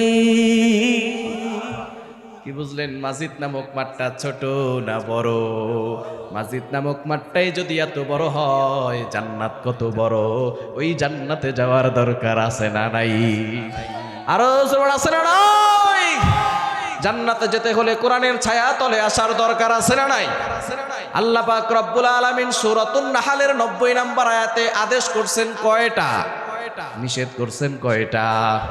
এই 6টা জিনিস আমরা আজকে ভালো করে শুনে সারা জীবন আমল করব। কে কে পারবে? দুহাত তুলে আল্লাহকে দেখান। আল্লাহ সকলকে কবুল করেন। সকলে বলেন আমিন। কোরআন ধরতে পারবো তো ইনশাআল্লাহ? কোনো ভয় আছে? সংশয় আছে? কোরআন থাকবে যেখানে, আমরা থাকবো সেখানে, ঠিক কি না? আপনার পীর বলছে এক কথা, কোরআন বলে ভিন্ন কথা। কোরআন বাদ না পীর বাদ? আপনার বাবা বলে এক কথা, কোরআন বলে ভিন্ন কথা। কোরআন বাদ না বাবা বাদ? বাবারে বাদ দিয়ে দিবেন? বাবাই বাদ, বাবাও বাদ, ঠিক কি না? ইব্রাহিম আলাইহিস সালাম তার বাবারে বাদ দেয় নাই? দেয় নাই? বাদ দেয় নাই? আজর অগ্নি পূজা করতে ইব্রাহিম আলাইহিস সালাম বাবার কথা শুনছে নাকি আল্লাহর কথা শুনছে? আপনার নেতা বলে এক কথা, কোরআন বলে ভিন্ন কথা। কোরআন বাদ না নেতা বাদ? যেই নেতা কোরআনের বিরুদ্ধে কথা বলবে সেই নেতা আমরা মানতে চাই না, ঠিক কি না? কোরআন থাকবে যেখানে, আমরা থাকবো সেখানে, ঠিক কি না? আল্লাহর জমিনে থাকবো, আল্লাহর আসমানের নিচে থাকবো, ওই আল্লাহর কোরআন দিয়ে আমরা রাষ্ট্র পরিচালনা করতে চাই, ঠিক কি না? পারবো তো ইনশাআল্লাহ? আসুন আমরা সেই কোরআন থেকে আলোচনা শুনবো, যেই কোরআনে কোনো ভুল নাই, যেই কোরআনের ছায়াতলে আসলে আল্লাহ জান্নাত দেন, ওই কোরআন থেকে আলোচনা শুনতে পারবো তো ইনশাআল্লাহ? পারা যাবে তো ইনশাআল্লাহ? সূরাতুন নাহাল, নাহাল মানে কি বলেন তো? নাহাল মানে কি? মৌমাছির ভিতরে আল্লাহ তাআলা অনেক বিজ্ঞান দিয়েছেন, সেটা আমরা অনেকেই জানি না। মৌমাছির ভিতরে আল্লাহ তাআলা অনেক শিক্ষা দিয়েছেন, যদিও ছোট্ট একটা মাখলুকাত, কিন্তু তার ভিতরে শিক্ষা আছে না নাই? আরো জোরে বলেন, আছে না নাই? এক নাম্বার শিক্ষা, মৌমাছিকে আল্লাহ একটা আদেশ করেছিলেন, এই কিয়ামত পর্যন্ত এই একটা আদেশ মৌমাছি কখনো ভুলে নাই, ভুলবেও। আল্লাহ বলছেন 14 নম্বর পারা 13 নম্বর পৃষ্ঠার 6, 7, 8, 9 নম্বর লাইনগুলোতে সূরাতুন নাহালের 68, 69 নম্বর আয়াত, আল্লাহ পাক রব্বুল আলামিন মৌমাছিকে ওহী করলেন, ওয়াউহা রব্বুকা ইলান নাহলি আনিত্তাখিযি মিনাল জিবালি বুয়ুতা ওয়া মিনাশ শাজারি ওয়া মিম্মা ইয়ারিশুন। আল্লাহ তাআলা মৌমাছিকে ইলহাম করে জানালেন, ও মৌমাছি শোনো, তুমি 3টা জায়গায় বাসা বানাবা। 1 নাম্বার হচ্ছে পাহাড়ে, 2 নাম্বার বাড়িতে, 3 নাম্বার গাছে তুমি বাসা বানাবা। আমাদের বিল্ডিং এর দেখবেন কার্নিশে মৌমাছি বাসা বানায়, বানায় কি বানায় না? দেখবেন গাছে মৌমাছির বাসা থাকে আর পাহাড়ে থাকবে, এই 3টা জায়গায় ছাড়া মৌমাছি কোথাও বাসা বানায়? আল্লাহ ওহী করে কোরআন কারীমের ভিতরে আয়াত নাযিল করে দিয়েছেন, 68 নম্বর আয়াত, ওয়াউহা রব্বুকা ইলান নাহলি আনিত্তাখিযু মিনাল জিবাল, 1 নম্বরে পাহাড়ে, বুয়ুতা, তারপরে আমরা যে বাড়ি বানাই, বাড়ির কার্নিশে এই মৌমাছিরা বাসা বাঁধে, এবং 3 নাম্বার হচ্ছে গাছে, এই 3টা জায়গা ছাড়া কোথাও বাসা বাঁধে? মৌমাছি ছোট্ট একটা মাখলুকাত হয়ে আমাদেরকে শিক্ষা দিচ্ছে। ওই যে কোরআন নাজিল হয়েছে 1500 বছর আগে, তখন থেকে আদেশ আছে, এখনো আদেশ আছে, কিয়ামত পর্যন্ত থাকবে। মৌমাছি কখনোই আদেশ ভঙ্গ করে নাই, কিন্তু আমরা আশরাফুল মাখলুকাত হয়ে ডজন ডজন আয়াত অমান্য করে আছে না নাই? মৌমাছি থেকে 1 নম্বর শিক্ষা নিতে হবে, তারা আল্লাহর আদেশ কখনো ভঙ্গ করে। 2 নম্বর মৌমাছি থেকে আমরা শিক্ষা নিব, তারা সবসময় দলবদ্ধ থাকে। দলবদ্ধ থাকার দরকার আছে না নাই? ঐক্য হওয়ার দরকার আছে না নাই? আজকে আমরা একজন আরেকজনকে দেখতে পারি না। মুসলমানদের ভিতরে ভেদাভেদ, অমুক মসজিদে নামাজ পড়বো না, অমুক এই টুপি পড়ছে, অমুক এটা করছে, তমুক এটা করছে। মৌমাছি থেকে আমাদেরকে শিক্ষা নিতে হবে, এবং আল্লাহ নিজে বলে দিয়েছেন 4 নম্বর পারা 2 নম্বর পৃষ্ঠার 4 নম্বর লাইন, সূরা আল ইমরানের 103, 103 নম্বর আয়াতে আল্লাহ বলছেন, ওয়াতাসিমু বিহাবলিল্লাহি জামিআন ওয়া লা তাফাররাকু, ইউ হ্যাভ টু ইউনাইটেড, তোমরা ঐক্যবদ্ধ হও। আমাদের ঐক্যবদ্ধ হওয়ার দরকার আছে না নাই? হ্যাঁ মুসলমান, আমরা যদি ঐক্যবদ্ধ হয়ে সামনে অগ্রসর হতে পারি, তাহলে নাস্তিক আর মুরতাদরা পালানোর জায়গা খুঁজে পাবে না। ঠিক কিনা বলেন? এজন্য আমাদের ঈমানকে শক্তিশালী করার দরকার আছে না নাই? ঈমান শক্তিশালী করতে হবে। নাস্তিক আর মুরতাদরা কোরআনের বিরুদ্ধে কথা বলে, নবীকে নিয়ে কটূক্তি করে। আমরা যদি সকলে ঐক্যবদ্ধ হই মুসলমানরা, তাহলে কোনো জায়গা থেকে, কোনো রাষ্ট্র থেকে আল্লাহর বিরুদ্ধে, নবীর বিরুদ্ধে কেউ কটূক্তি করতে পারবে না। ঠিক কিনা? আমাদের বাংলাদেশে অনেক নাস্তিক আছে, শুধু কোরআন নিয়ে তারা লাফালাফি করে, নবীজিকে ইজ্জত নিয়ে তারা লাফালাফি করে। অনেক ধর্মীয় গ্রন্থ আছে, বাইবেল, ত্রিপিটক, দশাতীর, ভেদ, পুরাণ, রামায়ণ, দীঘানিকা, ইয়াহুদি, সেকারডেটাল, Talmud, Torah, Old Testament, New Testament, জিন্দাবিস্তা সহ সকল ধর্মীয় গ্রন্থে ভুল আছে। একমাত্র একটা কিতাব, যে কিতাবে কোনো ভুল নাই, তার নাম হচ্ছে আল কোরআন। বলেন আল্লাহু আকবার। এই কোরআনে কোনো ভুল আছে? কিন্তু নাস্তিকরা সেই কোরআন নিয়ে বাড়াবাড়ি করে। ঠিক কিনা? এই নাস্তিকদেরকে বাংলার জমিন থেকে প্রতিবাদ করতে হবে। ঠিক কিনা? নাস্তিকতা নিপাত যাক, দিন ইসলাম জিন্দাবাদ। নাস্তিকতা নিপাত যাক, দিন ইসলাম জিন্দাবাদ। কোটি প্রাণে একই আওয়াজ, খোদাদ্রোহী ছাড় পাবে না, এই বাংলায় ঠাই হবে না, মুসলমানরা জেগেছে আজ। ঠিক কিনা? জোর কদমে সামনে চলো, বজ্রকণ্ঠে আওয়াজ তুলো, সবাই মিলে একই তালে দাও না স্লোগান, নারায়ে তাকবীর, নারায়ে তাকবীর। দিন ইসলাম, দিন ইসলাম জিন্দাবাদ, জিন্দাবাদ। ইসলামেরই জন্য দেশের হয়েছে জন্ম, ইসলামের বিরুদ্ধে গেলে দেশ হবে ভিন্ন। ঠিক কিনা? ইসলামেরই জন্য দেশের হয়েছে জন্ম, ইসলামের বিরুদ্ধে গেলে দেশ হবে ভিন্ন। ইসলামের বিরুদ্ধে যারা নিয়েছ অবস্থান, এই বাংলায় ঠাই হবে না, যাও হিন্দুস্তান। জোর কদমে সামনে চলো, বজ্রকণ্ঠে আওয়াজ তুলো, সবাই মিলে একই সাথে দাও না স্লোগান, নারায়ে তাকবীর, নারায়ে তাকবীর। কোরআন সুন্নাহর আলো, নারায়ে তাকবীর। এজন্য মুসলমান আমাদের ঐক্য হওয়ার দরকার আছে না নাই? মৌমাছি আমাদেরকে 3 নাম্বার শিক্ষা দেয়, তারা অক্লান্ত পরিশ্রম করে। কি করে? তারা মধু খোঁজার জন্য 10 মাইল পর্যন্ত চলে যায় একটা মৌমাছি।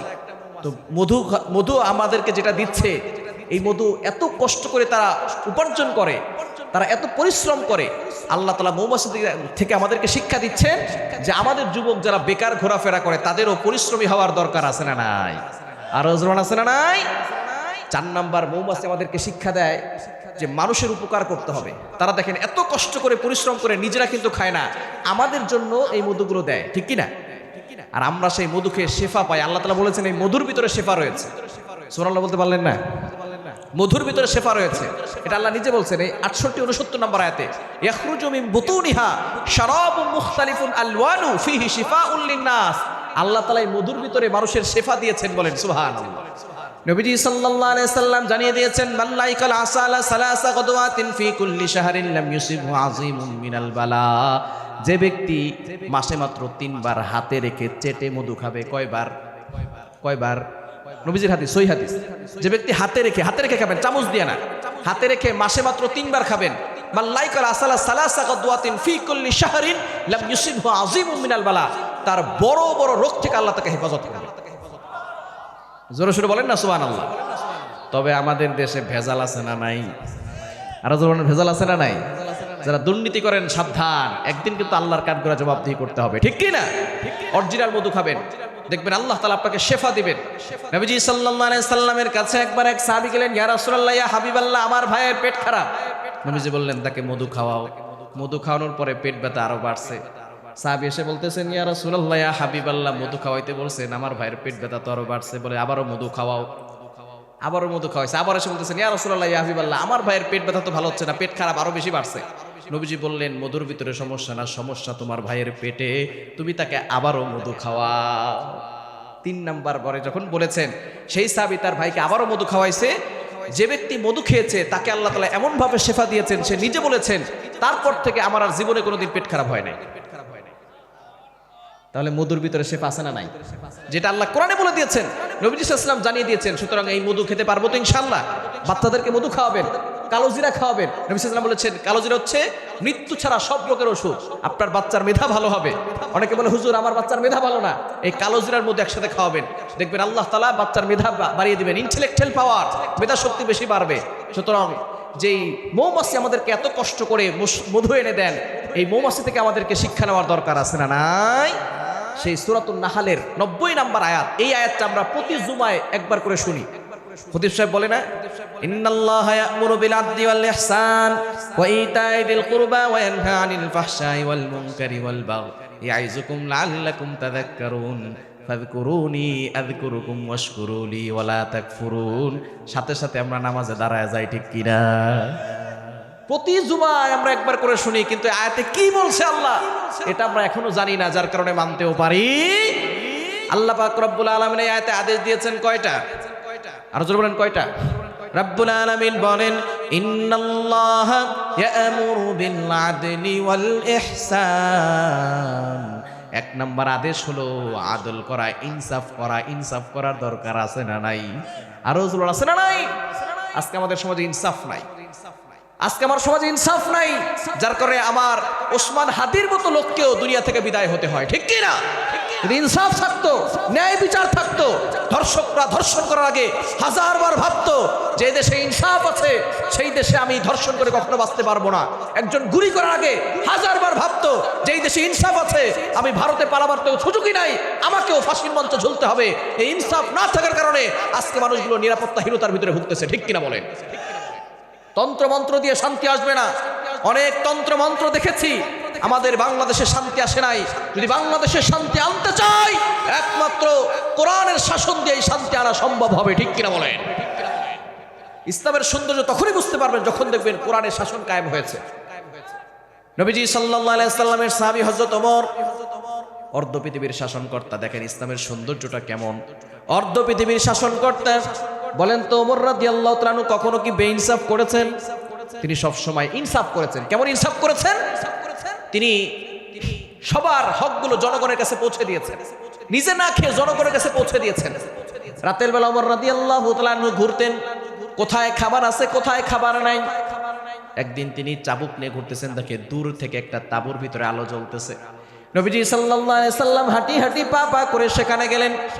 হযরত ওমর রাদিয়াল্লাহু তাআলা আনহু সেখানে যাওয়ার পরে দেখেন এক বৃদ্ধা মহিলা, সে এই এলাকার ছিল না, অন্য এলাকা থেকে আসছে, আর তার ঘরে কোনো খাবার নাই। কিছু পাথরগুলো সে পাতিলে রান্না করতেছে, বাচ্চারা কান্না করতেছে আর বাচ্চাদেরকে সান্ত্বনা দিচ্ছে, এই তো খাবার হয়ে গেল, এই তো খাবার হয়ে গেল, কিন্তু পাতিলে কোনো খাবার নাই, শুধু পাথর। ওমর রাদিয়াল্লাহু তাআলা আনহু এই দৃশ্য দেখে অবাক হয়ে গেলেন, তার ঘরে কোনো খাবার নাই। ওমর রাদিয়াল্লাহু তাআলা আনহু দৌড়ে চলে গেলেন বাইতুল মালে। অর্ধ পৃথিবীর শাসনকর্তার কথা বলছি, তিনি চলে গেলেন বাইতুল মালে।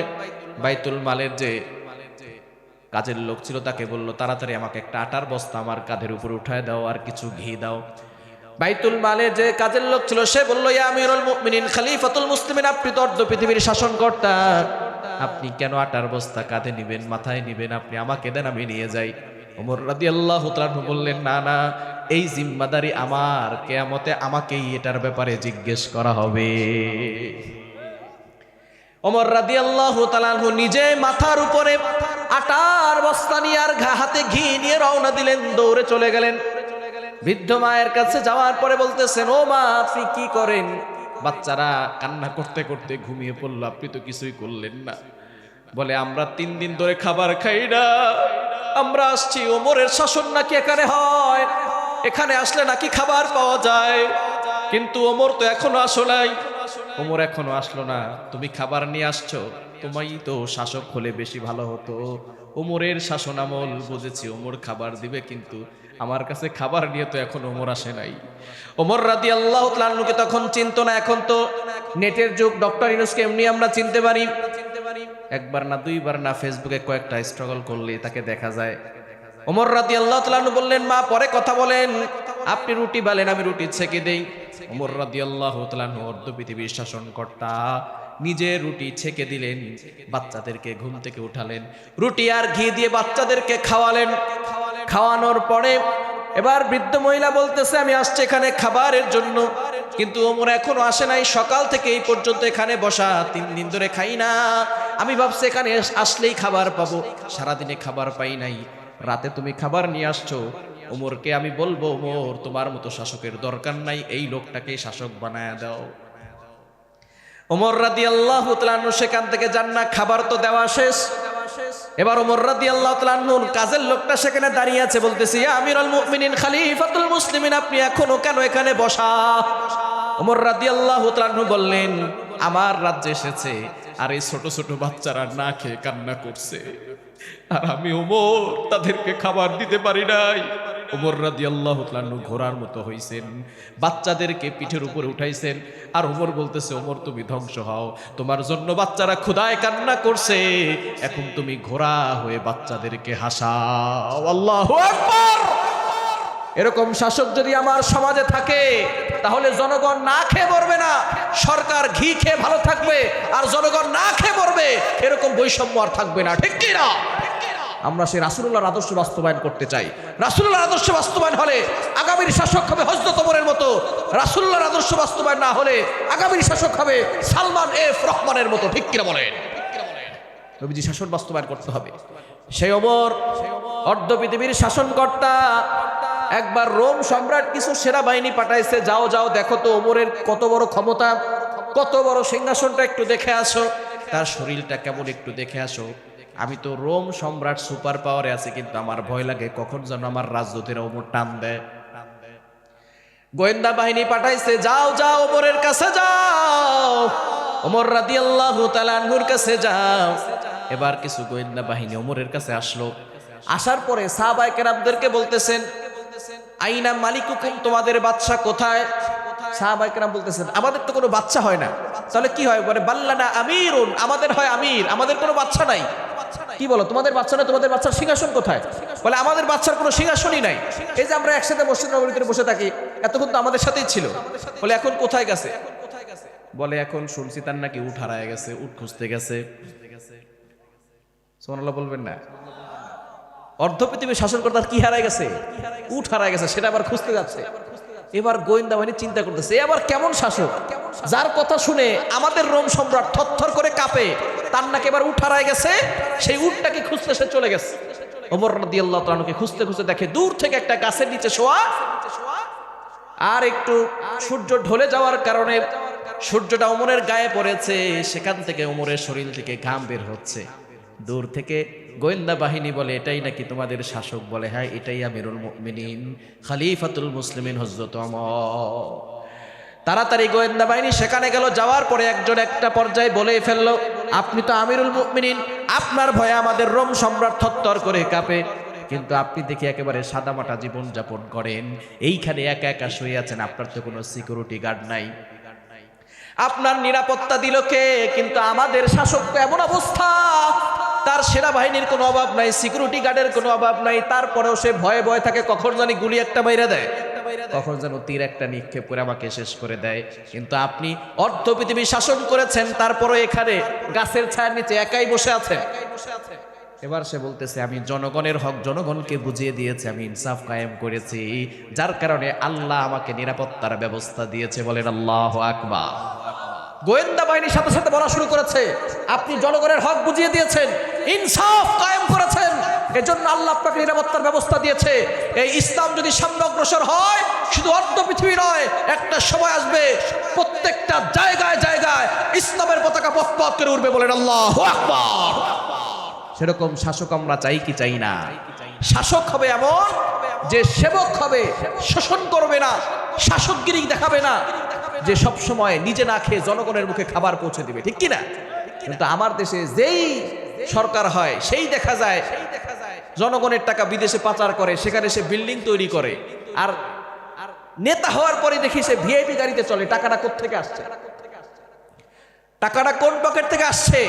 আমাদের ট্যাক্সের টাকা দিয়ে তোমরা ফুটানি দেখাও, আবার সেই জনগণের উপরে আঘাত করো, জনগণের হক আদায় করো না। আল্লাহর কোরআনে তোমাদেরকে জবাবদিহি করতে হবে, ঠিক কিনা বলেন? সে ওমরের মতো শাসক চাই কি চাই না? এটাই হলো ইসলামের সৌন্দর্য। একবার মদিনায় ভূমিকম্প শুরু হয়ে গেছে। ওমর রাদিয়াল্লাহু তাআলা আনহুর জামানায় ওমর রাদিয়াল্লাহু তাআলা আনহু লাঠি দিয়ে একটা জমিনে আঘাত করছে। কোথায়? জমিনে আঘাত করছে। আর জমিনকে বলতেছে, জমিন কাঁপলি কেন রে? তোর বুকে কি আমি ইনসাফ কায়েম করি নাই? এই মাটির বুকে আমাদের নবী হযরত মুহাম্মদ রাসূলুল্লাহ সাল্লাল্লাহু আলাইহি ওয়াসাল্লাম শুয়ে আছেন, আর তুই জমিন কেঁপে উঠলি। যখন লাঠি দ্বারা আঘাত করেছে, এই কথা বলেছে, সাথে সাথে জমিন স্টপ হয়ে গেছে, থেমে গেছে। ওই দিন থেকে নিয়ে আজ পর্যন্ত সেখানে আর কোনো ভূমিকম্প আসে নাই, কিয়ামত পর্যন্ত আসবে না।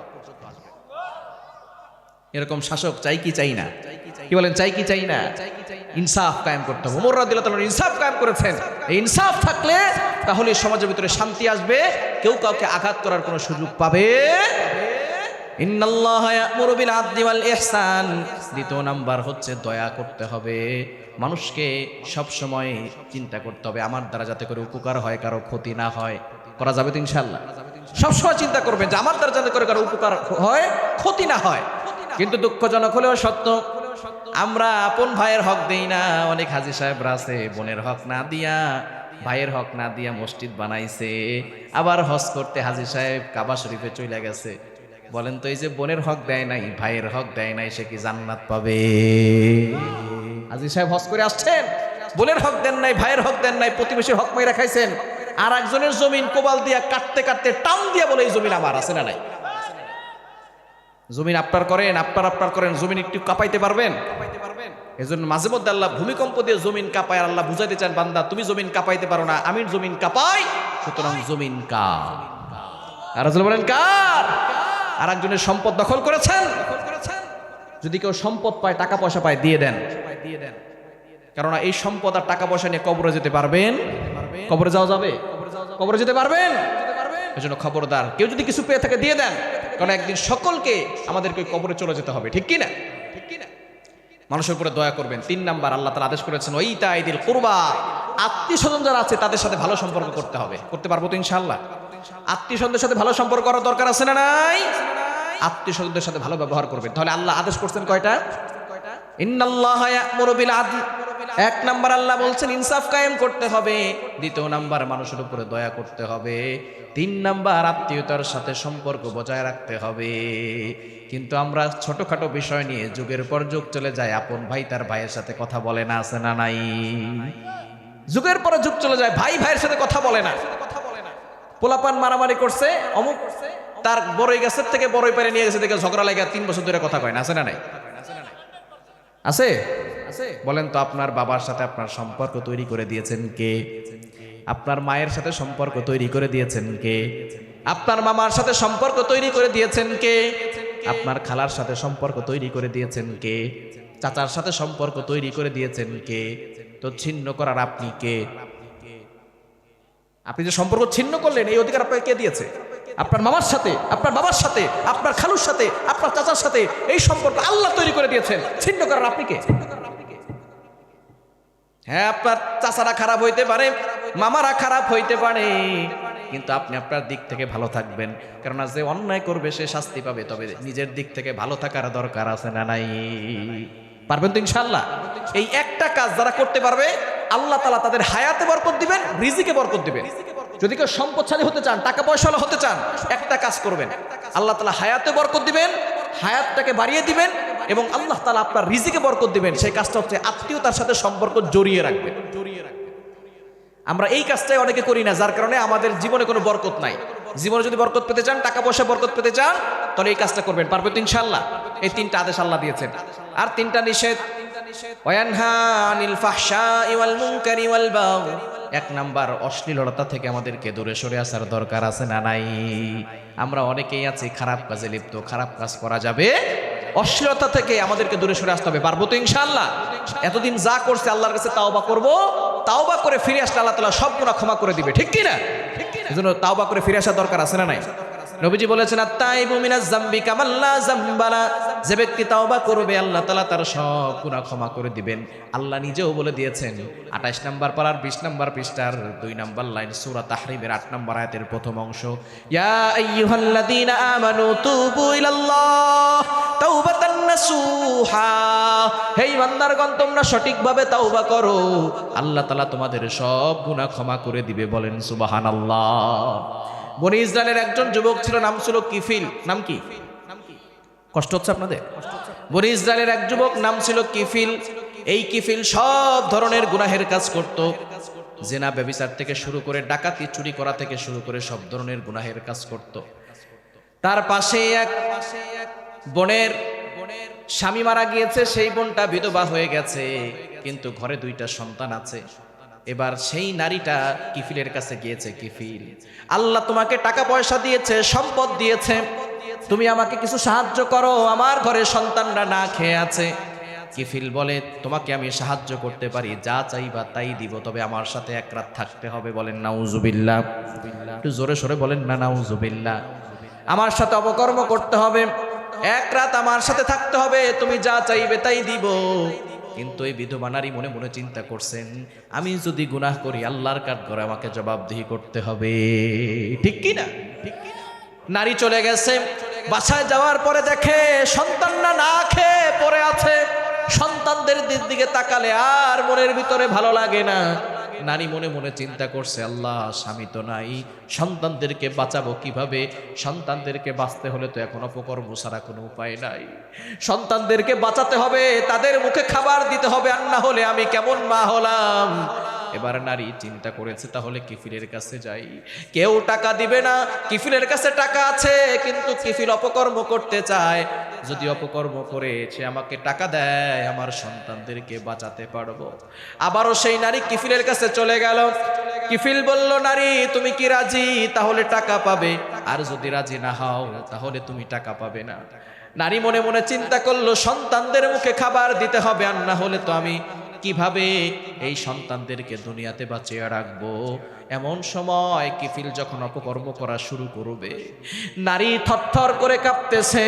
কিফিল ডাক দিয়ে বলে, ও নারী, তোমাকে তো টাকা দিব, তারপরও কেন তোমার শরীর কেঁপে উঠলো? কেন তুমি ঘামছো? কেন তোমার চোখে পানি? কিফিলের যখন এই কথা বলল, নারীটা বলতেছে, আমার তো আল্লাহর ভয় অন্তরে আছে। আজকে কিছু টাকার জন্য আমার সন্তানকে বাঁচানোর জন্য হয়তো তোমার সাথে অপকর্ম করব, কিন্তু একটা দিন আসবে যেই দিন আল্লাহর কাছে আমাকে জবাব দিতে হবে। ও কিফিল, ইত্তাকিল্লাহ, আল্লাহকে ভয় করো। আল্লাহু আকবার। কিফিল সাথে সাথে বলে উঠলো, তুমি একদিন অপকর্ম করবে, সেটার জন্য যদি তোমাকে আল্লাহর কাছে জবাব দিতে হয়, আমি কিফিল তো অনেক অপরাধ করে ফেলেছি, চুরি থেকে শুরু করে, ডাকাতি থেকে শুরু করে, ব্যভিচার করা থেকে শুরু করে অনেক অপরাধ করেছি, সুতরাং আমাকেও তো আল্লাহর কাছে জবাব দিতে হবে। কিফিলের মন চেঞ্জ হয়ে গেছে, সাথে সাথে কিফিল ওই নারীকে সব টাকা দিয়ে দিল। যা লাগবে বলেছে নিয়ে যাও বোন, তোমার সাথে অপকর্ম করব না। কিফিলের মনটা পরিবর্তন হয়ে গেল। এবার কিফিল গোসল করে একটা রুমে চলে গেছে। যাওয়ার পরে সিজদায় পড়ে কান্না করে বলে, আল্লাহ, আমার মতো গুনাহগার আর কেউ নাই, আমি বড় অপরাধী। আয় আল্লাহ, আমি গুনাহগার, আল্লাহ তুমি তো গফফার। আয় আল্লাহ, আমি নাফরমান, মাওলা তুমি তো রহমান। ওই একটা বোন একদিন গুনাহ করবে বলে কান্নাকাটি করলো। আমি কিফিল তো কতদিন ধরে অন্যায় করেছি আল্লাহ, আমি শুনেছি দুনিয়ার সকল দরজা যদিও বন্ধ হয়ে যায়, তোমার দরজা কোনোদিন বন্ধ হয় না। আয় আল্লাহ, তোমার রহমান রহিম নামের উসিলা করে আমাকে মাফ করে দাও। আল্লাহ পাক রব্বুল আলামিন কিফিল এমন ভাবে কান্নাকাটি করেছে, কিফিলের সব গুনাহ আল্লাহ ক্ষমা করে দিয়েছে। কিফিল সেজদায় পড়ে কান্না করতে করতে দুনিয়া থেকে বিদায়। এলাকার মানুষ সবাই জানে কিফিল অপরাধী। যখন খবর এসেছে কিফিল মারা গেছে, সবাই বলে কিফিল মরছে, ভালো হয়েছে। কিফিলের মতো মানুষ বেঁচে থাকার কোনো দরকার নাই। অন্যায় করেছে, অশ্লীল কাজ করেছে, এমন কোনো গুনাহ নাই কিফিল করে নাই। ওর মতো খারাপ মানুষ দুনিয়ায় থাকার দরকার নাই। আল্লাহ পাক রব্বুল আলামিন কিফিলের শেষ তাওবা এমন ভাবে কবুল করেছেন, তার ঘরের দরজায় লেখা উঠেছে কদ গফারাল্লাহু লা, আল্লাহ কিফিলকে ক্ষমা করে দিয়েছে। এজন্য সঠিকভাবে তাওবা করার দরকার আছে না নাই? এক নাম্বার, অশ্লীল কাজ ছাড়তে হবে। ওয়াল মুনকার, অসৎ কাজ ছেড়ে দিতে হবে, অন্যায় কাজ করা যাবে না। আমাদের সমাজে অনেক মানুষ আছে 5 ওয়াক্ত নামাজ পড়ে, হাতে তাসবিহ নিয়ে ঘুরে, আবার দেখবেন ইমাম সাহেবের পিছনে নামাজ পড়ে কপালে কালো দাগ পড়ে গেছে, সুদের কারবার করে, আছে না নাই? এলাকায় আছে, এলাকায় আছে। সুদের ব্যাপারে ফতোয়া কি মোল্লার না আল্লাহর? এখন কেউ উঠবেন না, মনে করবো সেই বেটা মনে হয় সুদ খায়। সুদের ব্যাপারে ফতোয়া কার? মোল্লার না আল্লাহর? আরো জোরে বলেন কার? সুদের ব্যাপারে কথা বললে অনেক ইমাম সাহেবের চাকরি থাকে না, ঠিক কিনা? সুদের ব্যাপারে ফতোয়া কি মোল্লা দিয়েছে নাকি আল্লাহ দিয়েছেন? কোরআন খুলেন 3 নাম্বার পারা 6 নাম্বার পৃষ্ঠার 3 নাম্বার লাইন, সূরা বাকারা 275 275 নম্বর আয়াত আল্লাহ বলছেন, আহাল্লাল্লাহুল বাইআ ওয়া হাররামার রিবা। বিজনেস লাউফুল এন্ড ইউজুরিয়ান লাউফুল, ব্যবসা হালাল, সুদের কারবার হারাম করেছেন কে?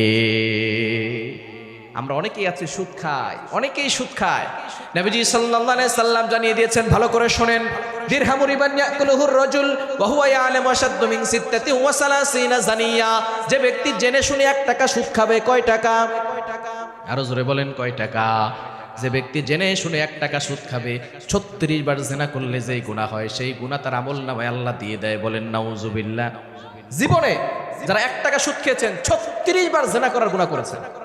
জীবনে যারা 100 টাকা সুদ খেয়েছেন, 3600 বার জিনা করার গুনাহ করেছেন। জীবনে যারা 1000 টাকা সুদ খেয়েছেন, 36000 বার জিনা করার গুনাহ করেছেন। আপনি জিনাখো?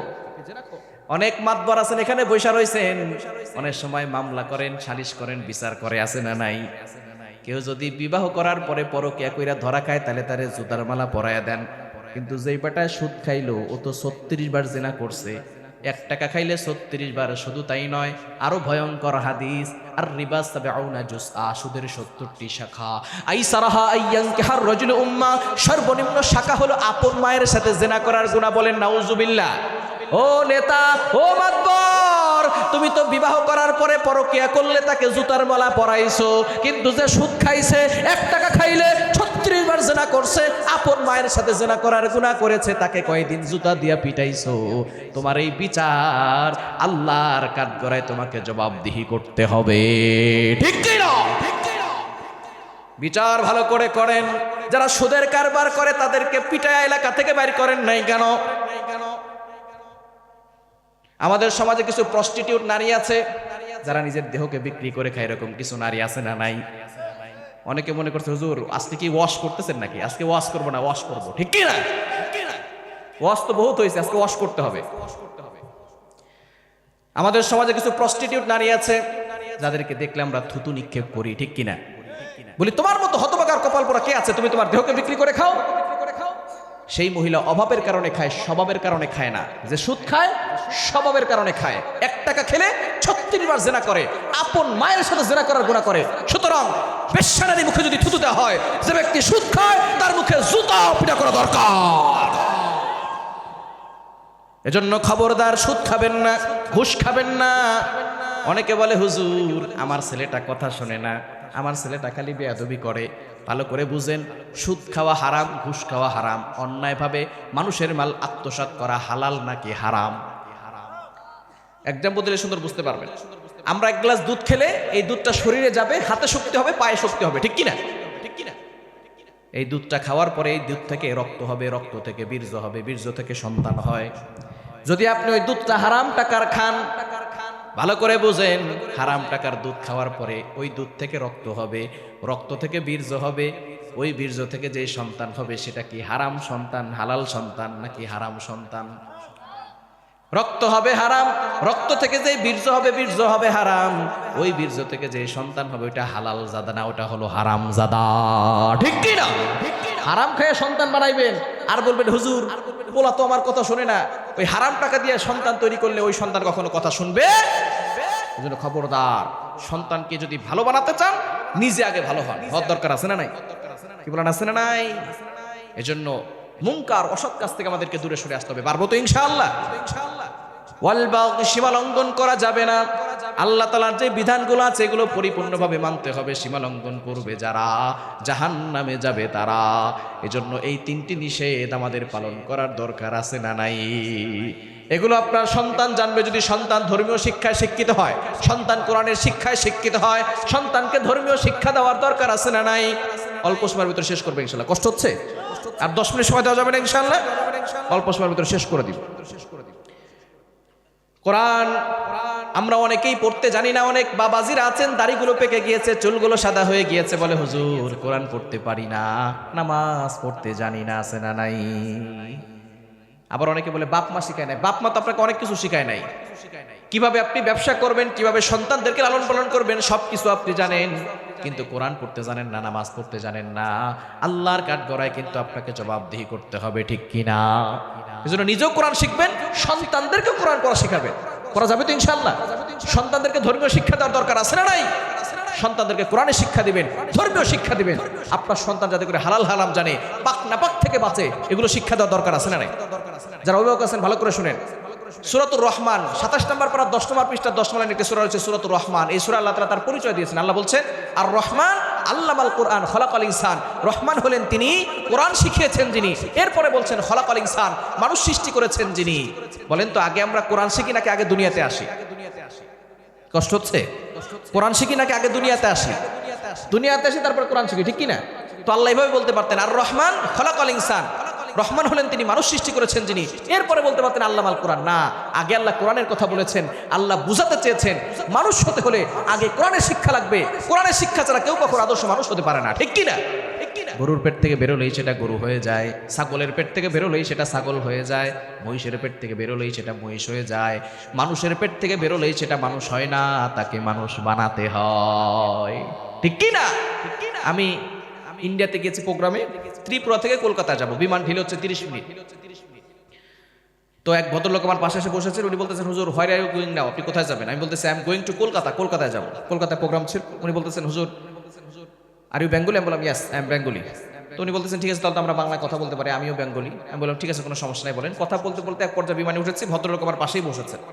উনি আমাকে বলতেছেন হুজুর ইফ ইউ ডোন্ট মাইন্ড, যদি কিছু মনে না করেন একটা প্রশ্ন করতে পারি? আমি বললাম হ্যাঁ কোনো সমস্যা নাই, বলেন। উনি বলতেছেন হুজুর আনসিং ইজ নাথিং, যেটা দেখি না সেটা বিশ্বাস করি না।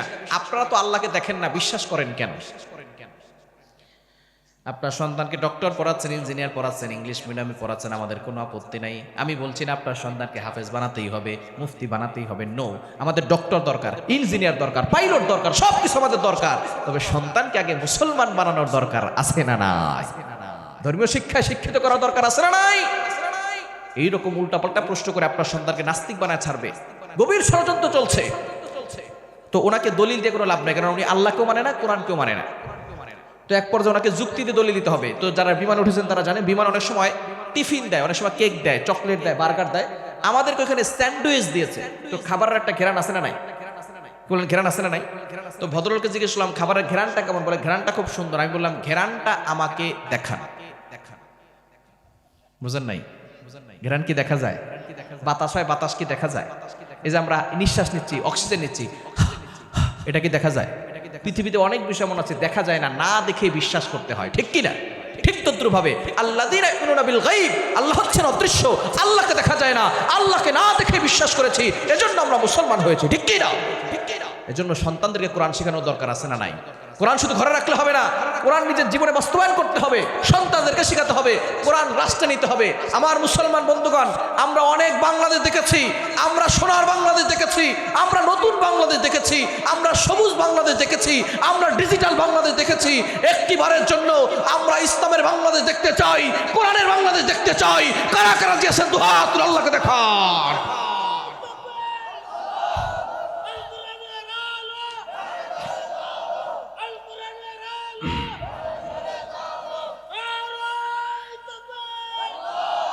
মাশাআল্লাহ, আল্লাহ কবুল করেন, সকলে বলেন আমিন। এজন্য কয়েকটা প্রশ্ন আছে, শেষে দিব ইনশাআল্লাহ। এখন আমরা এই আল্লাহর সাথে যদি সম্পর্ক তৈরি করতে চাই, কোন সময় কোন আমল করতে হবে? আমার লেখা নতুন বই বের হয়েছে, যে আমলে মুক্তি মিলে।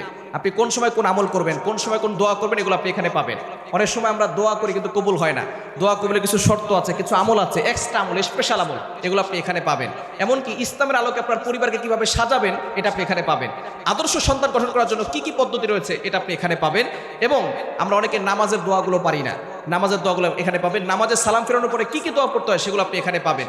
এমনকি নবীজি সাল্লাল্লাহু আলাইহি ওয়াসাল্লামের 24 ঘন্টার আমলের রুটিন কেমন ছিল, এটা আপনি এখানে পাবেন। একজন মুসলিম পুরুষের জন্য দৈনন্দিন আমল কেমন হওয়া উচিত, একজন মুসলিম নারীর জন্য দৈনন্দিন আমল কেমন হওয়া উচিত, এগুলো আপনি এখানে পাবেন। এমনকি ওয়াসওয়াসা রোগ, দেখবেন অনেক সময় ওযু করার সময় ভুলে যায় হাত ধুতে করছি নাকি করে নাই, এরকম হয় কি হয় না? এটা ওয়াসওয়াসা রোগ, শয়তান থেকে আসে। এই ওয়াসওয়াসা রোগ থেকে বাঁচার জন্য কি কি আমল করবেন, এবং মানসিক চাপ থেকে মুক্তির উপায় কি কি, জান্নাতে যাওয়ার সহজ আমল কি কি, আপনি মরে যাওয়ার পরে কবরে কোন কোন আমলের সওয়াব যাবে, এগুলো সব এখানে পাবেন। সবচেয়ে গুরুত্বপূর্ণ একটি অধ্যায় হচ্ছে রুকিয়া, কোরআন ও হাদিস থেকে চিকিৎসার গুরুত্ব। বর্তমানে ঘরে ঘরে ব্ল্যাক ম্যাজিক ছড়িয়ে পড়েছে, জাদুটনা, কুফরি কালাম, এগুলো ঘরে ঘরে ছড়িয়ে পড়েছে। এটা আবার অনেকে বিশ্বাস করে। নবীজি সাল্লাল্লাহু আলাইহি ওয়াসাল্লামকে কিন্তু জাদু করা হয়েছিল, আপনারা জানেন। নবী সাল্লাল্লাহু আলাইহি ওয়াসাল্লাম অসুস্থ ছিলেন, এরপর আল্লাহ পাক রব্বুল আলামিন দুইটা সূরা নাযিল করেছেন, সূরা ফালাক, সূরা নাস। এটা পরে রাসূল সাল্লাল্লাহু আলাইহি ওয়াসাল্লাম আমল করেছেন, সাথে সাথে সুস্থ হয়েছেন। সুতরাং আমরা অনেক সময় বিপদে পড়লে, কেউ জাদুটনা করলে কবিরাজের কাছে যায়, খবরদার কবিরাজের কাছে যাবেন না। কোরআন দিয়ে যদি নবী সাল্লাল্লাহু আলাইহি ওয়াসাল্লাম সুস্থ হতে পারেন, আমরাও সুস্থ হতে পারবো, ঠিক কি না? আপনি অনেক সময় দেখবেন সংসারে অশান্তি, স্বামী স্ত্রীকে দেখতে পারে না, স্ত্রী স্বামীকে দেখতে পারে না। আবার অনেক সময় দেখবেন সন্তান কথা শোনে না, অনেক সময় দেখবেন মেয়ের বিয়ে হচ্ছে না, মেয়ের বিয়ে বন্ধ করে রাখছে, কারণ মেয়ের বিয়ে না হলে সন্তানের কোনো শান্তি আসে। আবার অনেক সময় দেখবেন কোনো ব্যবসায় লাভবান হতে পারছেন না, ফসলে কোনো বরকত হচ্ছে না। এগুলো থেকে বাঁচার জন্য, এগুলো দূরের লোকরা করে না, কাছের লোকরাই করে আপনাকে ক্ষতি করার জন্য, যাতে করে আপনি আপনার জীবন উন্নতি করতে না পারেন। সুতরাং কোরআনের কোন কোন আমল দিয়ে আপনি জাদুটোনা থেকে বাঁচতে পারবেন, কুফরি কালাম থেকে বাঁচতে পারবেন, জিনের আসর থেকে বাঁচতে পারবেন, এগুলো আপনি এখানে পাবেন। এবং আরো একটি গুরুত্বপূর্ণ বিষয় হচ্ছে বদনজর। বদনজর খুব ভয়ঙ্কর। দেখবেন ছোট বাচ্চাকে কেউ এসে বলতেছে বাচ্চাটা তো খুব ভালো, স্বাস্থ্য খুব ভালো, সাথে সাথে দেখবেন বাচ্চা অসুস্থ হয়ে যায়। এরকম হয় কি হয় না? আল আইনু হাক্কুন, নবীজি বলছেন বদনজর সত্য। এই বদনজর একটা সুস্থ উটকে অসুস্থ করে রান্নার পাতিল পর্যন্ত নিয়ে যায়, আবার একটা সুস্থ মানুষকে অসুস্থ করে কবর পর্যন্ত নিয়ে যায়। সুতরাং বদনজর থেকে বাঁচার জন্য কি কি আমল করবেন, এগুলো আপনি এখানে পাবেন। আচ্ছা আচ্ছা, কঠিন না সহজ? সহজ না? আর 3 নাম্বার হচ্ছে স্বামীর খেদমত করবে, আর 4 নাম্বার পর্দা করবে। এই 4টি কাজ করলে আল্লাহ পাক রব্বুল আলামিন জান্নাতের 8টি দরজা খুলে দিবে। বলেন সুবহানাল্লাহ, জোরে সোরে বলেন না সুবহানাল্লাহ। কিন্তু নারীরা দুঃখজনক হলে সত্য, প্রথম 2টা করলেও শেষের 2টা করতে চায়, শেষের 2টা করতে চায় না। এজন্য অবশ্যই মা বোনরা যারা আছেন স্বামীর খেদমত করবেন। স্বামীর খেদমত করা অবশ্যই জরুরি। নবী সাল্লাল্লাহু আলাইহি ওয়াসাল্লাম জানিয়ে দিয়েছে, কোনো নারী যদি মারা যায়, স্ত্রী যদি মারা যায়, তার স্বামী যদি বলে আমার স্ত্রী ভালো ছিল, ওই স্ত্রীর জন্য আল্লাহ পাক রব্বুল আলামিন জান্নাতের 8টা দরজাই খুলে দেন। বলেন সুবহানাল্লাহ, জোরে সোরে বলেন না সুবহানাল্লাহ। কিন্তু স্বামীদের খেদমত নারীরা করতে চায়। মা বোনরা যারা আছেন আপনারা আপনাদের স্বামীর খেদমত করবেন, তাদের সাথে ভালো ব্যবহার করবেন। আর পুরুষরা যারা আছেন, স্বামী যারা আছেন, বাসায় গিয়ে বউরে উড়োদুরা পিটাইবেন, পারবেন না? পারবেন না? বৌমারে কে দেখে হাত তোলেন, দেখছেন সব ফেরেশতা জান্নাত থেকে পলাই আছে, কেউ বউরে পিটায় না। বউকে মারা যাবে 4 কারণে। কয় কারণে? এবার হুজুর ওয়াজ করেন, দেখেন বউ পিটাই কেমনে। বউ শাসন করা যাবে 4 কারণে। 1 নাম্বার যদি ফরজ নামাজ না পড়ে, 2 নাম্বার ফরজ রোজা না রাখে, 3 নাম্বার স্বামীর হালাল আদেশ না শোনে, 4 নাম্বার, যদি পর্দা না করে, 4 কারণে বউকে শাসন করা যাবে, তবে 4 জায়গায় মারা যাবে না। মুখে মারা যাবে না, মাথায় মারা যাবে না, বুকে মারা যাবে না, পিঠে মারা যাবে না, যদি মারতেই হয় কোমরের নিচে মারা লাগবে। এখন কয় হাত লাঠি দিয়ে মারবেন? 5 হাত পারবেন না, 2 হাত লাঠি দিয়ে তাও পারবেন না, 1 হাত লাঠি দিয়ে তাও পারবেন না, অর্ধেক হাত লাঠি দিয়ে মারতে হবে। মুফাসসিরিনে কেরাম বলেছেন এটা আবার এভাবে ধরা লাগবে, এত জোরে মারা যাবে না যাতে করে ক্ষত বিক্ষত হয়ে যায়, যদি মারতেই হয় এভাবে মারবেন। এভাবে যদি মারেন আপনার স্ত্রী বলবে ইয়ার কি করো না তো, সরো সরাল্লাহ বলবেন না, তারপরও বউ পিটায় সারবে, আছে না নাই? এই ওয়াজ যখন এক জায়গায় বলছি, এক যুবক দ্বারা হুজুর যে ওয়াজ করলেন এখন কি আর বউ পিটানো যাবে? এত ছোট লাঠিতে কি বউ পিটানো যায়? এটা নাকি আবার এভাবে ধরা লাগবে, হুজুর এই লাঠিতে কি গুতা দেওয়া যাবে? তারপরও বউ পিটায় সারবে, আছে না নাই? খবরদার বুকে আঘাত করবেন। নবী সাল্লাল্লাহু আলাইহি ওয়াসাল্লামের 11 জন স্ত্রী ছিল, তিনি কখনো কোন স্ত্রীর উপর আঘাত করেন নাই, কটু কথা বলেন নাই, ধমক দেন নাই। স্ত্রী একটু বক্র হবে, এটাই নারীদের সৌন্দর্য। একটু উল্টাপাল্টা করবে, আপনি তাকে বুঝাবেন, ওয়াজ করবেন, নসিহত করবেন, তার সাথে খারাপ ব্যবহার করতে যাবেন না, নারীদেরকে ভালোবাসবেন, যত্ন নেবেন, নারীরা আপনার কথা শুনবে। কিন্তু যখন আপনি একটু বেশি ধমক দিবেন, গালিগালাজ করবেন, তখন দেখবেন আরো বাঁকা হয়ে যাবে। এজন্য তাদেরকে ওয়াজ করবেন, নসিহত করবেন, দেখবেন তারা ঠিক হয়ে যাবে। মনে রাখবেন, নারীরা যে বক্র এটাই নারীদের সৌন্দর্য। কালো কালার অনেকের কাছে অপছন্দনীয়, ঠিক কিনা? কিন্তু চুল কালো হওয়া সকলের কাছে পছন্দনীয়, ঠিক কিনা? তো নারীরা বক্র এটাই নারীদের সৌন্দর্য, বলেন সুবহানাল্লাহ। কিন্তু আমরা এই নারীদের সৌন্দর্য, নারীদের সম্মান নষ্ট করে ফেলেছি। বর্তমানে যুগ জাহিলি যুগের যুগটাকেও হার মানিয়েছে। সে যুগে খুন করা হতো, এ যুগে আরো জঘন্যভাবে খুন করা হয়। সে যুগে ধর্ষণ হতো, আড়ালে আবডালে ধর্ষণ হতো। এ যুগে মায়ের সামনে মেয়েকে পলাক্রমে ধর্ষণ করে হত্যা করা হয়, বাবার সামনে মেয়েকে পলাক্রমে ধর্ষণ করে হত্যা করা হয়। শুধু তাই নয়, 4টি সন্তানের জননী মাকে পর্যন্ত ধর্ষণের হাত থেকে মুক্তি দেওয়া হয় না। অতএব এই সমাজ জাহিলি যুগের সমাজকে হার মানিয়েছে, ঠিক কিনা বলেন? যেই সমাজ 3 বছরের শিশুকন্যার ইজ্জতের নিরাপত্তা দিতে জানে না, যেই সমাজ 5 বছরের শিশুকন্যার ইজ্জতের নিরাপত্তা দিতে জানে না, যেই সমাজ আমার মায়ের ইজ্জতের নিরাপত্তা দিতে জানে না, যেই সমাজ আমার বোনের ইজ্জতের নিরাপত্তা দিতে জানে না, এমন সমাজ ভেঙে চুরমার করতে হবে, ঠিক কিনা বলেন? এই সমাজকে পরিবর্তন করতে হবে। এই সমাজকে পরিবর্তন করতে হলে এই অসভ্যতার কবর রচনা করে আল্লাহর জমিনে আল্লাহর বিধান বাস্তবায়ন করার জন্য কারা কারা প্রস্তুত আছেন? দুহাত তুলে আল্লাহকে দেখা। আল্লাহ তাআলা সকলকে কবুল করেন, সকলে বলেন আমিন।